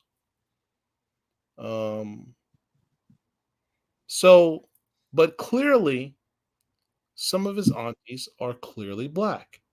They even go the step of giving them the texture of hair. They give them Afro textured hair to definitively let you know Miles has Black people in his family on his mom's side, his Puerto Rican side. But then Cody goes a step further, right? And says, let's take a look at Miles's mother's father. And Miles's mother's father is also Black. That's Miles's granddaddy. He's Black. Miles's dad is Black. Miles's grandmother, his grandfather on his mom's side is Black. Miles is not biracial. Miles is 100% Black. Let me repeat that. Miles Morales is not biracial. Miles Morales is 100% Black. He is ethnically half Puerto Rican, but he's 100% Black. Get over it. Stop running with this narrative that he's not Black or not fully. Y'all really need to read some textbooks. Some of you. Just study your history better. Just boats go one way, boats go the other way. They split up families. We're all related. Anyway, just off the tune. That is what makes, for me, this story, this particular issue, so important. Because it definitively defines who Miles Morales is. So that's why I wanted to talk about that. Let's go into the chat about some of those. Vagrant says, Joe Biden, your mama Puerto Rican, then you ain't Black. DJ T says he can only be Black or Puerto Rican, but not both. Who's DJ T? Donald J. Trump, who's a fucking moron. Oh, I don't refer to him by name ever. 45 at best. Miles Morales is kind of like The Rock. He's mixed, but he's acknowledged as Samoan. Miles Morales should just be... No, he's straight up Black. He's straight up Black. He's Black. On both sides of his family, Miles Morales is Black. Just one side speaks a different language and makes greater rapists. Tito Ortiz made this conversation an issue when they called him Black, and he said, I'm not Black, I'm Puerto Rican. Well, Jeffrey, what's his name? Godfrey, the comedian, has a bit about that very thing. Yeah. So, yeah. Smooth Approach says, pull this week was Predator versus Black Panther, Scott Young variant, Wolverine Revenge variant, Destroy, number 3. Okay. Vagrant says, didn't Zoe, the actress that She's played lost. She doesn't Laura, matter. say something similar? She's lost. She's actually Dominican, and She's lost. She doesn't acknowledge her black side. She's lost. But she's willing to take a check to play, Nina Simone. The problem is the word black. It was never descriptive enough. Well, it was. There's a one drop rule which defines it quite clearly. What were your thoughts on the ending? We're gonna get there. You're jumping ahead. But I just wanted to acknowledge that Miles Morales annual issue, in my opinion, my only singular opinion, is a key just for those particular points, defining who Miles Morales actually is on his mommy side. Next book, Prodigy. Oh, yes. So at this point, it's been about 5 years ago or so, Paul bought me the trade paperback of the original Prodigy series. I was not familiar with it. At that point, the main character's name is Dr. Edison Crane, I think it is. With my own money, I'm a good friend. Okay. And so I sat up here and I'm reading the book, and I couldn't finish it because it was just so very, to me, stupid. And the reason why I say that is this. The protagonist, Edison Crane, aka Prodigy, is in the midst of fighting these bad guys, right? And while he's fighting this bad guy, he doesn't know this dude from Adam. He never met him before, ever. He's a brilliant person, and there are plenty of brilliant people in comic books, etc. That's fine. I have no issue with that. But while he's fighting this dude, he's like, oh, I can tell. Your father left you when you were 10, and on your 11th birthday, you got a toy train that adversely affected your psyche, and blah, blah. It just, nobody's that fucking smart. It just really, really pissed me off, so I couldn't finish it. But a couple of years Marc is ago, really angry about this, you can tell. It was stupid. It was just dumb. But a couple of years ago, there was another volume of Prodigy that I collected, and it was better. He was still acknowledged as a brilliant person. The storyline was cool. It wasn't as dumb as the first one. This is the recent incarnation of it by Marc, who is an extremely good writer. He probably wrote volume 1, but this book, this issue number 1, was very, very, very good. He is an extremely brilliant person. It's good. I don't want to spoil anything because the book just came out, but it is not as lofty as the first one. It is more grounded in his intellect. You could see somebody being a smart person being like this versus the way the character was first created and presented. Issue number 1 was a very good issue. You don't have to read the other ones. You can start here and understand what's going on with this character. I enjoyed this book. I enjoyed issue number 1.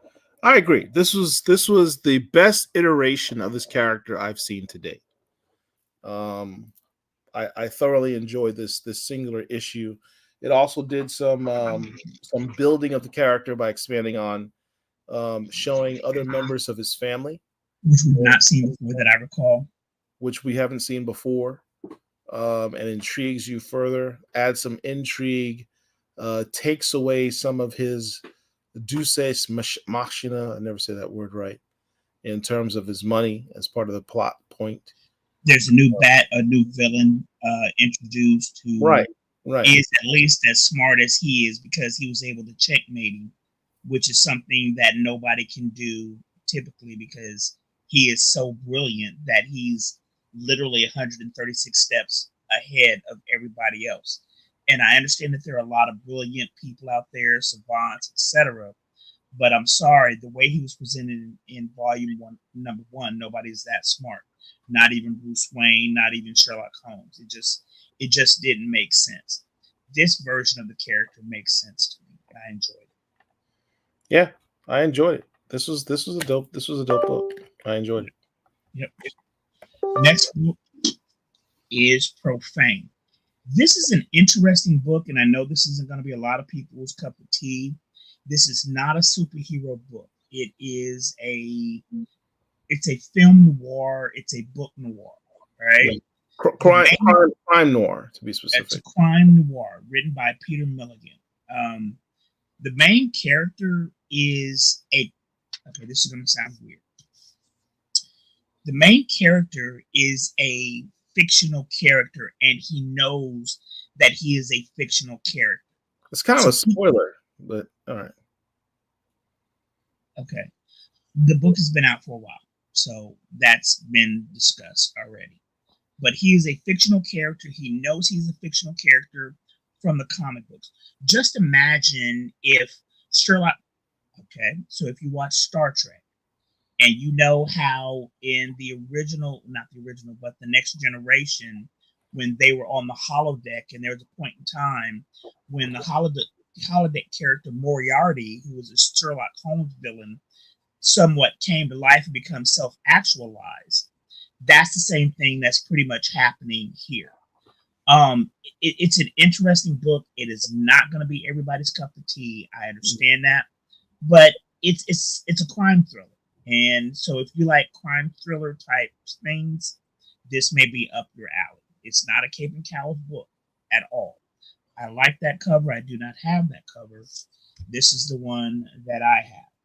But it is an interesting book. I'm not going to say it's great. I'm not going to say that. If I was going to give it a number grade as a series on a scale of 1 to 10, I'd probably give it a 7, 7.5. But I'm interested in it. It's an interesting book.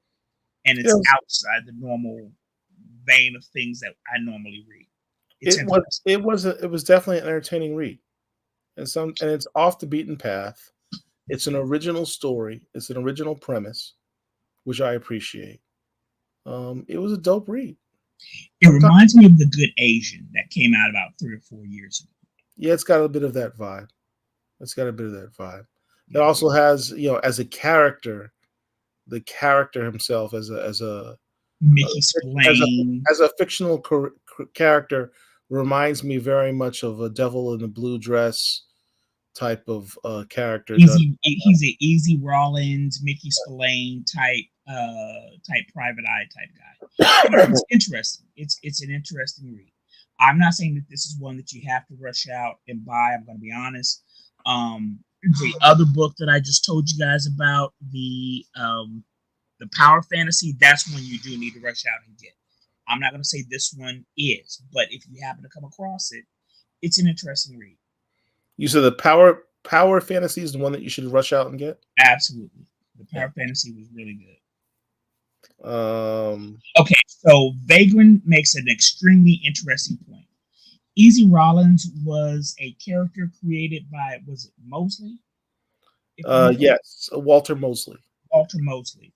So there was a movie that came out around 1995, 1996 that stars the great Denzel Washington as the main protagonist, Easy Rollins, who is a private eye. And Don Cheadle. Don't forget Don Cheadle. I was getting there. Who stars he is a private eye in post-World War II Los Angeles. And he was hired by some people to find somebody else. And so there's this big mystery that turns into a murder mystery that's kind of like China, that's kind of has a Chinatown feel to it, which is one of Jack Nicholson's most famous roles. As a supporting role is the great Don Cheadle. Don Cheadle should have been nominated for Best Supporting Actor for this role as Mouse, who is one of Easy Rollins' backup. When I say backup, his sidekick, his side character, somebody who had his back. That dude stole the scene and everything. Stole the show. Don Cheadle stole the show. From Denzel Washington. Yeah. I know that Don was nominated for Hotel Rwanda. He should have been nominated for this. I don't remember who else he would have been up against, but one of the funniest parts in the movie is there was a guy who had nothing to do with nothing, but Easy had taken him someplace or whatever because he needed some information from him, and Easy, aka Denzel told Mouse, say, hey, look after this dude or whatever, right? So Denzel goes off to do something else or whatever, and he comes back to Mouse, aka Don Cheadle, was like, hey, where's so-and-so? He's like, hey, I took care of him. So Don Cheadle killed him just because he thought that's what the dude wanted him to do. He was like, well, you should, if you didn't want him dead, you should have left him with me. That was one of the funniest things I have ever seen. If you have not seen Devil in a Blue Dress, you've got to see it. It also stars, I cannot remember her name. She was Jennifer in Beals. Jason's Lyric. She was also in Ally McBeal. What's her name? Jennifer Beals. Jennifer Beals played the light-skinned girl. Okay, that's not who I'm talking about. I'm talking about the chick who was in Jason's Lyric and Ally McBeal. Oh wow. Yeah, I know exactly what you're talking about. With the dimples. Yes. So there's an actress who in the mid-90s was somewhat of the it girl, right? Yeah. And by that I mean she was in a couple of very popular movies, as I mentioned a moment ago. She was in Jason's Lyric. She was also in had a recurring role in Ally McBeal, which was a very popular. Huh? She was Ally McBeal's best friend, and she was also in Love Jones. She was in Love Jones. Yeah, she was. She was in Love Jones. But basically, she has disappeared from public eye she disappeared for a combination of drugs and a sex scandal. No, it wasn't drugs. She has emotional mental health issues is the issue. Yeah. Her name is Lisa Nicole Carson. Lisa Nicole Carson. She was a big deal in the 90s. Very big deal. She was, when Paul says a big deal, she was somewhat pop. She was not an A-list actress. She was C-list at best. She was popular amongst us. We knew about that. She was black famous. She was black famous for a very period of time. She was black famous. She was definitely black famous. Her star was rising, and then she disappeared. Right, because she suffers from some mental health issues, unfortunately. But she was also in Eve's Bayou, Love Jones, as you said, and Jason's Lyric. So yeah, she was in a couple of the more prominent black love stories of the 90s, and Love Jones in 97 and Jason's Lyric in 94. But if you have not seen Devil in a Blue Dress, highly, highly recommend. This character right here is somewhat like the Easy Rollins character. Yeah, Vagrant says Ezekiel, Easy Rollins, and his best friend Mouse. Mouse is kind of the Joker minus the laughing. I wouldn't say he was like the Joker. I would say he was kind of like Watson with more of a maniacal streak to him. And when I say Watson, I'm talking about Sherlock Holmes and. So yeah. Mouse, you've got to watch Devil in the Blue Dress. Highly, that movie is a solid 8.5, 9. Got to watch that movie. Yeah. So the final book that somebody mentioned a moment ago, A Vicious Circle.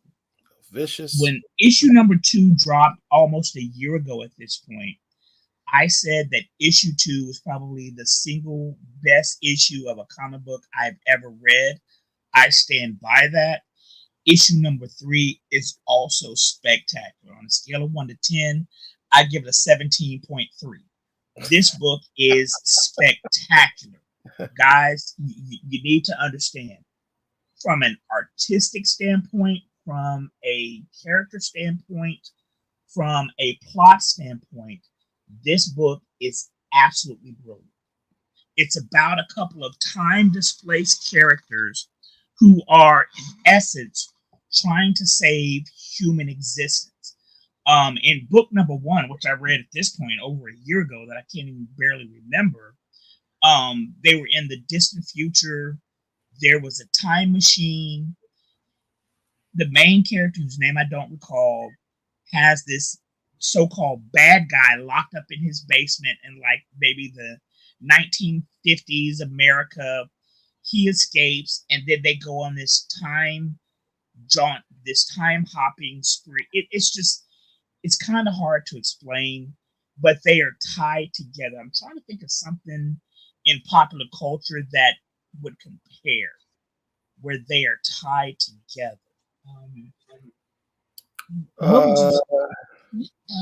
Well, in popular culture, I mean, I'm a big nerd, so I would say the episode of Star Trek with Lazarus, how he's basically on a time string, he's tied to the outcome of what's going on in history, would be an analogy. But in short, these two guys are tied together through time, and if you kill one, they end up moving through time, and they get sent there together. So they kill each and they other, reincarnate. and they're reincarnated in a different time period, and that's how they're going through history, just constantly killing each other and then being reset in a different time period, reincarnated in a different time period, and they don't really know why. They ultimately determine that they're there for the reason of setting history right, so to speak, by killing the right people to put history right.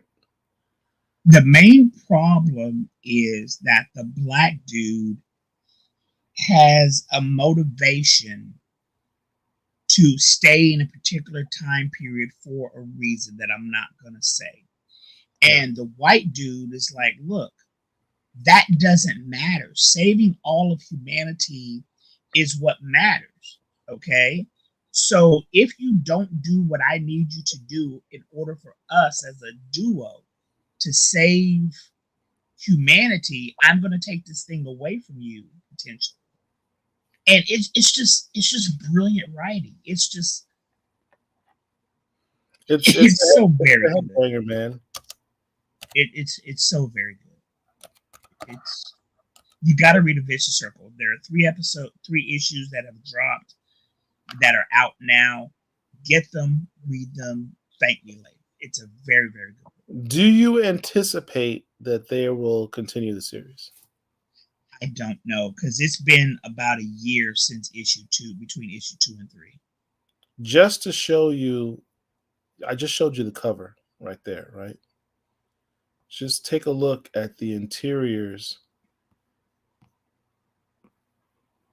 Same artwork, Lee Bermejo. This is the interior artwork. This art is spectacular. I've never seen anything like this. It's just, I have some artists out there that I enjoy. There is nothing that I've seen like this. It's just every single page, every single panel is a work of art. So it takes a year for every issue, because every issue, every page, every panel is literally, not figuratively, literally a work of art. It's spectacular. It is an extremely good book.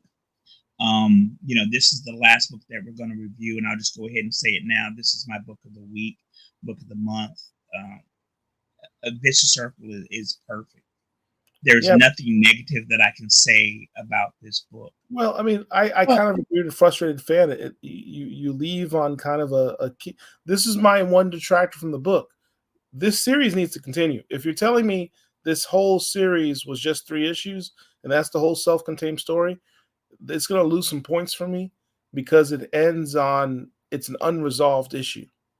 See, I took the ending of issue 3 as is going to be continued. Has to be. So I don't. Yeah, right. Oh, it's already come out, Vagrant. It's already out, Vagrant. Issue 3 is out now. You've got to pick up the first 3. This book is brilliant. It is a great book. It has already come out. Yeah, I can't say enough good about it.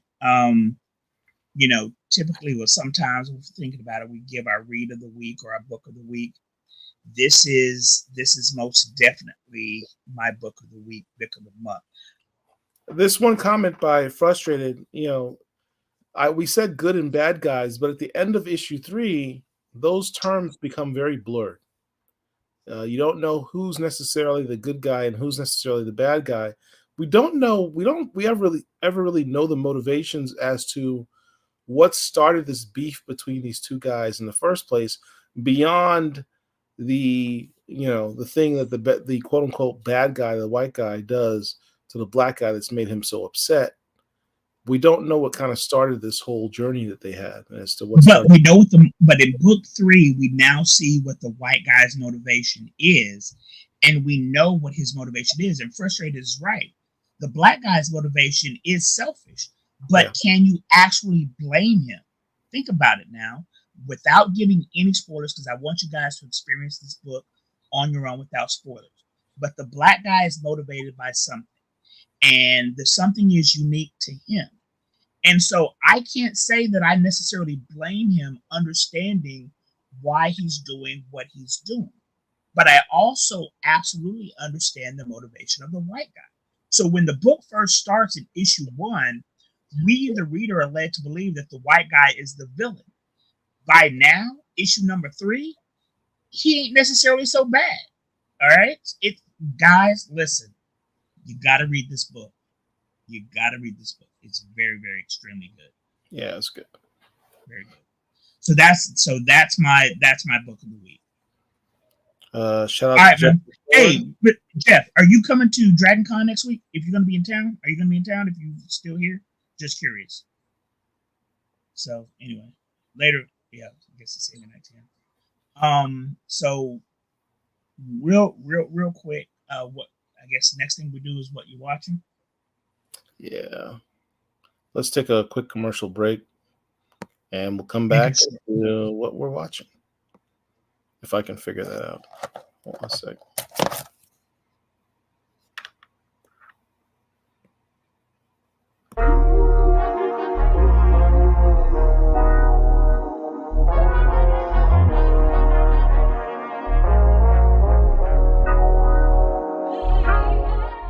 What do you do when you're black and blue, when your paycheck is not a sign of respect, and the most you can hope for is going home without scars from the superhero walls? Code of Honor, written by Chuck Dixon, spins a yarn about cops and heroes that you can never mistake one for the other. Officer Jeffrey Piper is a wide-eyed rookie who gets a lesson in ethics on his first few days on the job. He learns how the lines get blurred. He learns more blurry, all the more the worry. Still, he's the optimist. There's lots of overtime to go with thoughts that undermine his goal to be seen as a hero. But he gets a lesson in reality. That lesson being heroes fly while the masses die and cops serve only for crowd control. But leave it to Officer Piper to find sunshine in the cold, dark world. Trouble is, Officer Piper is so used to the darkness that the light he loves bothers him. She wants him to be better, which is a switch, seeing that he wanted to be a hero at first. But like I said, the lines get blurred at times. Code of Honor is a 4-issue story that you can find in your dollar bins. Pick this up and you won't be able to put it down. If you like this video, please like, share, and subscribe. And until next time, peace.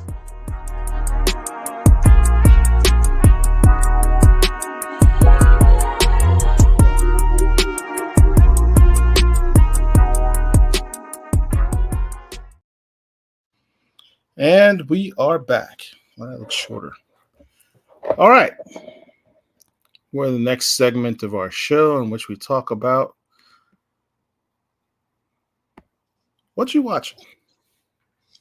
So the series that I'm watching is the Emperor of, what's it called?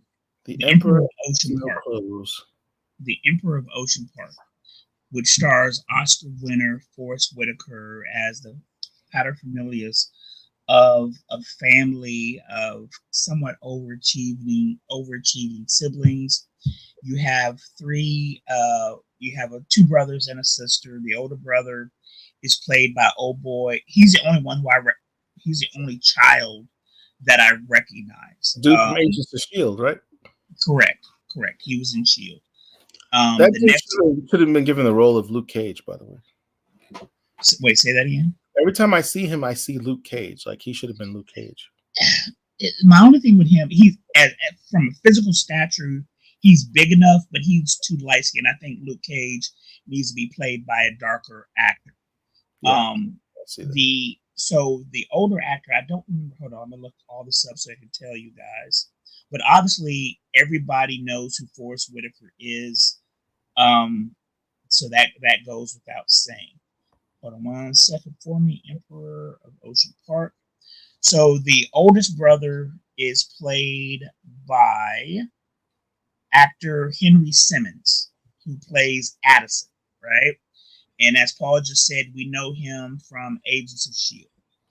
The next person is Tiffany. Her name is Tiffany Mack, who plays the middle child, Mariah Garland. I sent you some pictures of her, Paul, if you want to pull those up. She is a reporter, right? So Addison, I didn't mean that. Henry Simmons plays, he's a daytime host. He's like a Brian Gumble type. This actress right here, Tiffany Mack, you can see the pictures. A picture's worth 1,000 words. I'm just going to leave it at that. She is a married mother of 5. Her character is, and she's her former reporter, but she gives up her career, marries this dude, and is somewhat of a stay-at-home mom. The youngest child is a guy by the name of Grantham Coleman, who plays Talcott. He is a law professor. Now, Forrest Whitaker's character is a federal judge who, is an overachiever. He's an older man. He achieved a lot in his life. He raised 3 beautiful kids. He's married, just checked all the boxes or whatever the case may be. It is an extremely good show. It jumps around in time from present day to the not so distant past, telling the histories of these characters. I'll address Talcott, who is the youngest child. He's married. That's the person who you see to the left of your screen. That's his wife.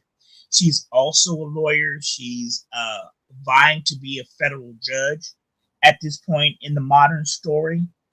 I hate Talcott, the youngest son. You gotta watch the series. I hate weak men, right? If you're gonna be a man, be a man. This dude is so freaking weak. It's embarrassing. As a man, it's embarrassing. I'm embarrassed for him as a man. There is no reason for you to act the way that he does. But it's compelling. 6 episodes have dropped already. It comes out weekly on MGM. It drops on Sundays. The 6th episode dropped this past Sunday. It's a 10-episode season, so you have enough time to catch up before Sunday's episode drops. It's a good series. It's an extremely good series. It's a mystery show somewhat. It's, without giving any type of spoilers, it's a very good show. I really enjoy this movie, this series. All right. Did you see Deadpool and Wolverine? We haven't talked about that since we were gone. We didn't? Oh, snap. Yeah, it's been a while since we've done the show. Yes. Did you see Deadpool and Wolverine? Of course. I haven't seen it more than once. What? Yeah, I haven't either. So the movie has been out at this point. So if you haven't seen it, this is on YouTube. Spoilers about it. It was still very good to see Wesley Snipes in the show as played. When the movie dropped, I was in Rome, but I thankfully avoided all spoilers involved in the movie. The Wesley Snipes appearance was somewhat ruined because while I was gone, it was around the time of San Diego Comic-Con. And Wesley Snipes, I saw clips of him at San Diego Comic-Con with Ryan Reynolds. So I kind of put 2 and 2 together, blah, blah, blah. But there are other actors from other Marvel properties who we haven't seen in forever who made appearances in this movie. This is a fan service movie, and I really, really enjoyed this movie. Right. I mean, a lot of people with the promulgation of the MCU forget that a large part of that MCU prior to Disney taking over was the 20th Century Fox movies. 20th Century Fox with the X-Men franchise and Fantastic Four put out a lot of movies under the Marvel brand. And what Ryan Reynolds has done is says, look, you got this bastard stepchild section of the MCU, which the rest of, Feige and you guys are ignoring. And you have the rights to it now. Marvel's, Disney's bought the rights to the Fox brand, the Universal brand. They've cut a deal with Sony for Spider-Man. They can do pretty much whatever they want, but for whatever reason, choose not to. They're taking their time with building or rebuilding the Marvel Cinematic Universe. And Ryan Reynolds said, look, there's a lot of dope IP here that has not been used. And I'm going to play with it. And I'm going to shout out to Ryan Reynolds, man. A lot of people, I know some people don't like the dude. I like the dude. I like what he's done. I don't see how you can't not like him. One thing you can say about Ryan Reynolds, he gets it. He's an actual comic book fan. You can't do the things that this guy's done and not be an actual comic book fan. So he's a prime example of the, what's been talked about is how Feige doesn't hire writers and directors that are comic book fans. Ryan Reynolds is exact proof that that's a bad plan. Yeah. Because as a real fan, he puts so many Easter eggs for fans in this one film. That's all you talked about is, my God, did you see that? Did you see that Easter egg? Did you see that Easter egg? And fans ate it up. We loved it. So this movie is better. Name one movie in Phase 5 or Phase 4 of the MCU which is better than this. There isn't. And so, watching this movie, I saw it, a week, maybe 2 weeks after it dropped. In my theater, when I saw it, there were probably 5, maybe 6 other people other than myself when I went to go see it. And I haven't felt like that in a movie probably since Endgame. That was in 19. It was Endgame, and then it was, what was the second Avengers movie? That was a question, Paul. Age of Ultron? No. You said the two final movies of Avengers. Oh, Infinity War and Endgame. Okay, so right. So I probably haven't felt like this since Infinity War, right? When they showed Blade show up, I literally was like, oh shit, out loud in the theater. When Chris Evans showed up, right? So obviously all of us are thinking, okay, Captain America, right? When he said flame on, because he also played Johnny Storm in the Tim Story version of the Fantastic Four, who, by the way, is a black man. Those 2 movies were directed by a brother. When he said flame on, I was like, oh shit. It was, as a nerd, as a fanboy, that touched me.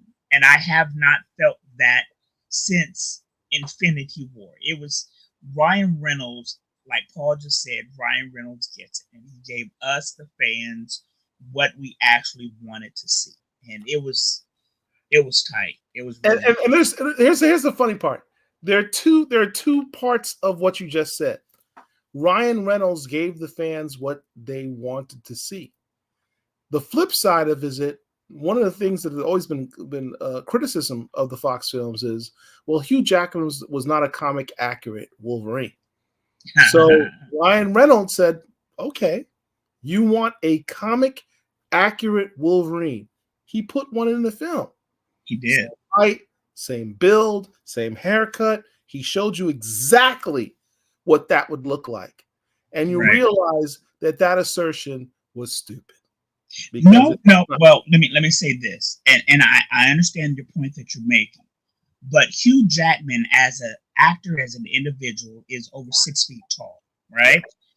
You could have somebody who is 5'5" to 5'7" and be somewhat comic book accurate, because the real character of Wolverine is like 5'4". And I know a lot of people don't necessarily like this idea, but a Daniel Radcliffe or Elijah Wood physically are close to what the real Wolverine is like, unlike Hugh Jackman, who's literally a foot taller than the character. It was funny to see it that way, but there are ways that you could do it that it is not as comical and is more comic book accurate. And another thing, if you don't know, this is a spoiler. I'm sorry, it's your fault. You haven't seen the movie. It's been a month. Seeing Henry Cavill as a Wolverine variant was really fucking cool. It was really cool. I don't hate it. I honestly don't hate it. Yeah, I didn't either. I thought it was really, really cool. I thought it was dope. There was so many Easter eggs. The fight scenes between him and Wolverine and Deadpool were fantastic to watch and fun. The comedy was on point. Yeah. But dude, seeing Blade come on the screen, you can't tell me that Wesley Snipes can't still play Blade, man. He can. And what's crazy is, when that movie came out over 20 years ago at this point, there were rumors that Ryan Reynolds, well, let me rephrase that, because at that point, Wesley Snipes was the big star, that Wesley didn't like Ryan Reynolds. This shows you how magnanimous Ryan Reynolds is. Even though he's now an A-list star, Wesley is a C-list star at this point in the 2000s, Ryan Reynolds went out of his way to bring Wesley Snipes into this world, into this universe. He didn't have to do that, because this is, for all intents and purposes, Deadpool is literally Ryan Reynolds' baby. He can do whatever he wants with that. He didn't have to bring Wesley Snipes in, even though there are rumors back when the movie was made 20 years ago, Blade 3 or whatever, that he was an asshole to Ryan. Ryan overlooked that, brought him in, gave him a check, and gave him new life as that character. Right. And there was a line in the movie that was about that was kind of funny. But, if you don't like Ryan Reynolds, that says that there's something wrong with you. In my opinion. Ryan Reynolds really showed you what it took to make a comic book movie that the fans appreciate. Stop trying to make it freaking complicated, man. Just make a comic book movie. How difficult is that? Comic books is sequential art. Okay? In Hollywood, when you're making films, they have what's called storyboarding. So they visualize what they're going to do by, for all intents and purposes, doing comic book art, right? They do storyboarding, which is not really any different than comic book art. So comic books are already set up to be cinematic, particularly nowadays, because so many creators know that the real money is in getting your comic book optioned. So any creator says, I'm not curious, I don't care about being optioned, is lying to you, because that's where the money is. They want their material to be optioned for film or cartoons or anime, or whatever you want to call it, because that's where the real money is. And so they do this stuff in the hope that it will be optioned. They do it in a way that is cinematic in the hope that it'll be picked up. And so it really shouldn't be that difficult, particularly the way technology is today. It really shouldn't be that difficult to translate what you see in a comic book on screen anymore. Yeah. It shouldn't. Yeah. There's no excuse for it. It's like Marvel at this point seems to be almost going out of its way to get away from the source material to do its own thing. And that's where it's lost its way. That's why this last two phases have sucked. And Ryan Reynolds is like, bump that. I'm going to do a movie that's directly out of the comic books the fans going to love, that plays lip service to what's happened before. And when he brought, look, shout out to Channing Tatum, who's been trying to get this Gambit movie done for 10 years, at least 10 years, right? And that scene where he's like, "Whoo, I'm about to make a name for myself here. I'm about to make a name for myself. Remember this day." That's one of the best scenes in the film. Did you know that he's engaged to Zoe Kravitz? I did. Uh-oh. Did we lose him? It looks like Paul ain't paid his damn electric or cable bill. So it seems that he's having technical difficulties right now, and so we lost Paul. Ain't that something? That's crazy. Hopefully he will sign up here in a second. But while I have you guys to myself, listen, make sure that you guys, if you are in America, I know that we have some Canadian friends, shout out to Chillmonger. Make sure that you are registered. What the hell happened? Make sure that you are registered to vote. Make sure that you actually do vote. And listen, pay attention to what's going on. Pay attention to what's important.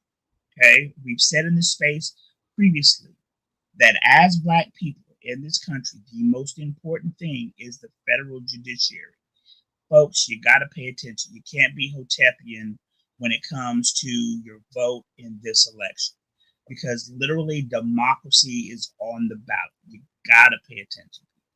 But anyway, yeah. So it's not about your. I didn't hear anything of what you said before that, but in general ideas, it's not about your little individual social issues anymore. Okay, it's about having, as of 2016, 2020, it is about having a system of government that still exists. It's about decency and it's about democracy. That's what we're voting for. It's literally and the Constitution. Because understand, one of these candidates literally tried to overturn the Constitution. Yeah. So, here's what's disappointing. And, we're going off on a very brief tangent. I was filibustering until you came back. And so I'm going to stay on this filibuster for a very brief period of time. But Cornel West, who is from Tulsa, Oklahoma, where I'm from, he's also my frat brother. He's a member. Is he really? I didn't know any of that. He's an alpha. Cornel West is a brilliant academician. He's running for president right now. I saw a clip of him outside the DNC with several other of his Hotepian supporters who were basically saying that they were going to withhold their vote from either candidate, specifically Kamala, until there is a Black agenda. What Cornel West and his stupid followers do not understand is that the Black agenda is having a liberal, quote unquote, president in office who will appoint other left-leaning justices to the federal bench. Yeah. Because if you have more right-wing justices, they can affect the tone and tenor of our nation for a generation that will adversely affect your grandkids and your great-grandkids. People, you have got to be smart, okay? It is that simple. I am very clear. I don't mince words when I say what I say. You see who I'm supporting. You cannot withhold your vote. This dude has to be defeated. He is a fascist. He is a racist. He is a rapist. And he is a child molester. If you're willing to vote for that, that says a lot about you as a person. Okay? So that's me off my soapbox. No longer filibustering. Back to Wolverine and Deadpool and Wolverine. Very, very good movie. I don't necessarily need a Deadpool 4. I wouldn't mind it. But Deadpool 3 was easy 10 out of 10. Yeah, I don't have any criticism of that movie, honestly. There's no criticism. There's no criticism of that movie. The movie's dope. It was fun. And like you said, I'm surprised at this point that I have not seen it more than once. Yeah, the only thing that prevented me from seeing it again is just I've been very busy. Yeah, that I get. There was something else that was released at the theater that I saw recently that was. I want to see that new Aliens movie. I heard it was good. I'm not that interested in it. I heard Crow got like a very negative rating on Rotten Tomatoes. The sure. Aliens movie got a negative rating on Rotten Tomatoes? Yeah. That's what I heard. That is what I heard. How do you supposed an Aliens movie that's pretty formulaic? Yeah. So I do want to see the movie Blink Twice. Speaking of Channing Tatum, he's got the movie that was directed by Zoe Kravitz, and that's probably how they met, quote unquote, fell in love, got engaged, will be married probably for about 4 years, and get divorced by 2036. The movie is Trap. Trap with Josh Hartnett. That movie is so very good. Is that Directed where by- the serial killer is trapped inside a stadium or something? You gotta see Trap. Directed by M. Night Shyamalan. I know that's not his name. I don't like That's that what I guy's thought. movies. They're always scary. Yeah, but it's not scary. It's suspenseful. Okay, so the story revolves around a dude who takes his daughter to this concert. Brooklyn said And earlier was good, by the way. the concert is, the performer is like a Gaga-esque or Beyonce type character who's being portrayed by M. Night Shyamalan's actual daughter. This is her first major role, and she does a very, very good job in that role. Trap is an extremely good movie. On a scale of 1 to 10, I give it about an 8, 8.5. Really, really enjoyed that movie. Really enjoyed it.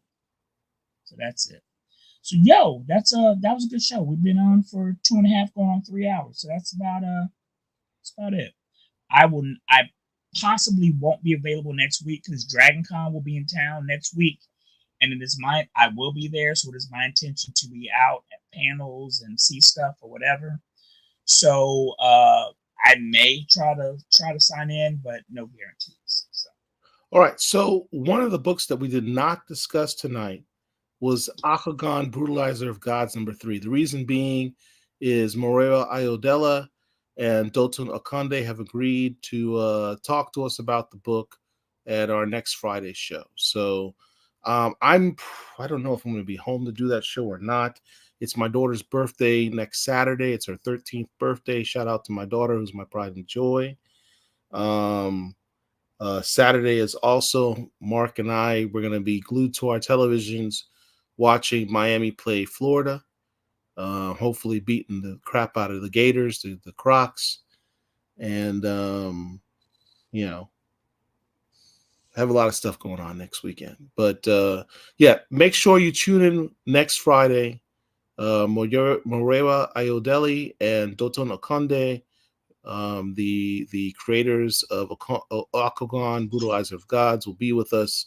Hopefully we can squeeze some info on Moreira on his upcoming Storm series. Hopefully we can squeeze some tidbits about what we can expect on that series. It's very guarded. I know he's got a bunch of NDAs on that. He tells me, but we'll try and squeeze what we can out of him. Anyway, guys, thanks for joining us. Make sure you hit the like and subscribe.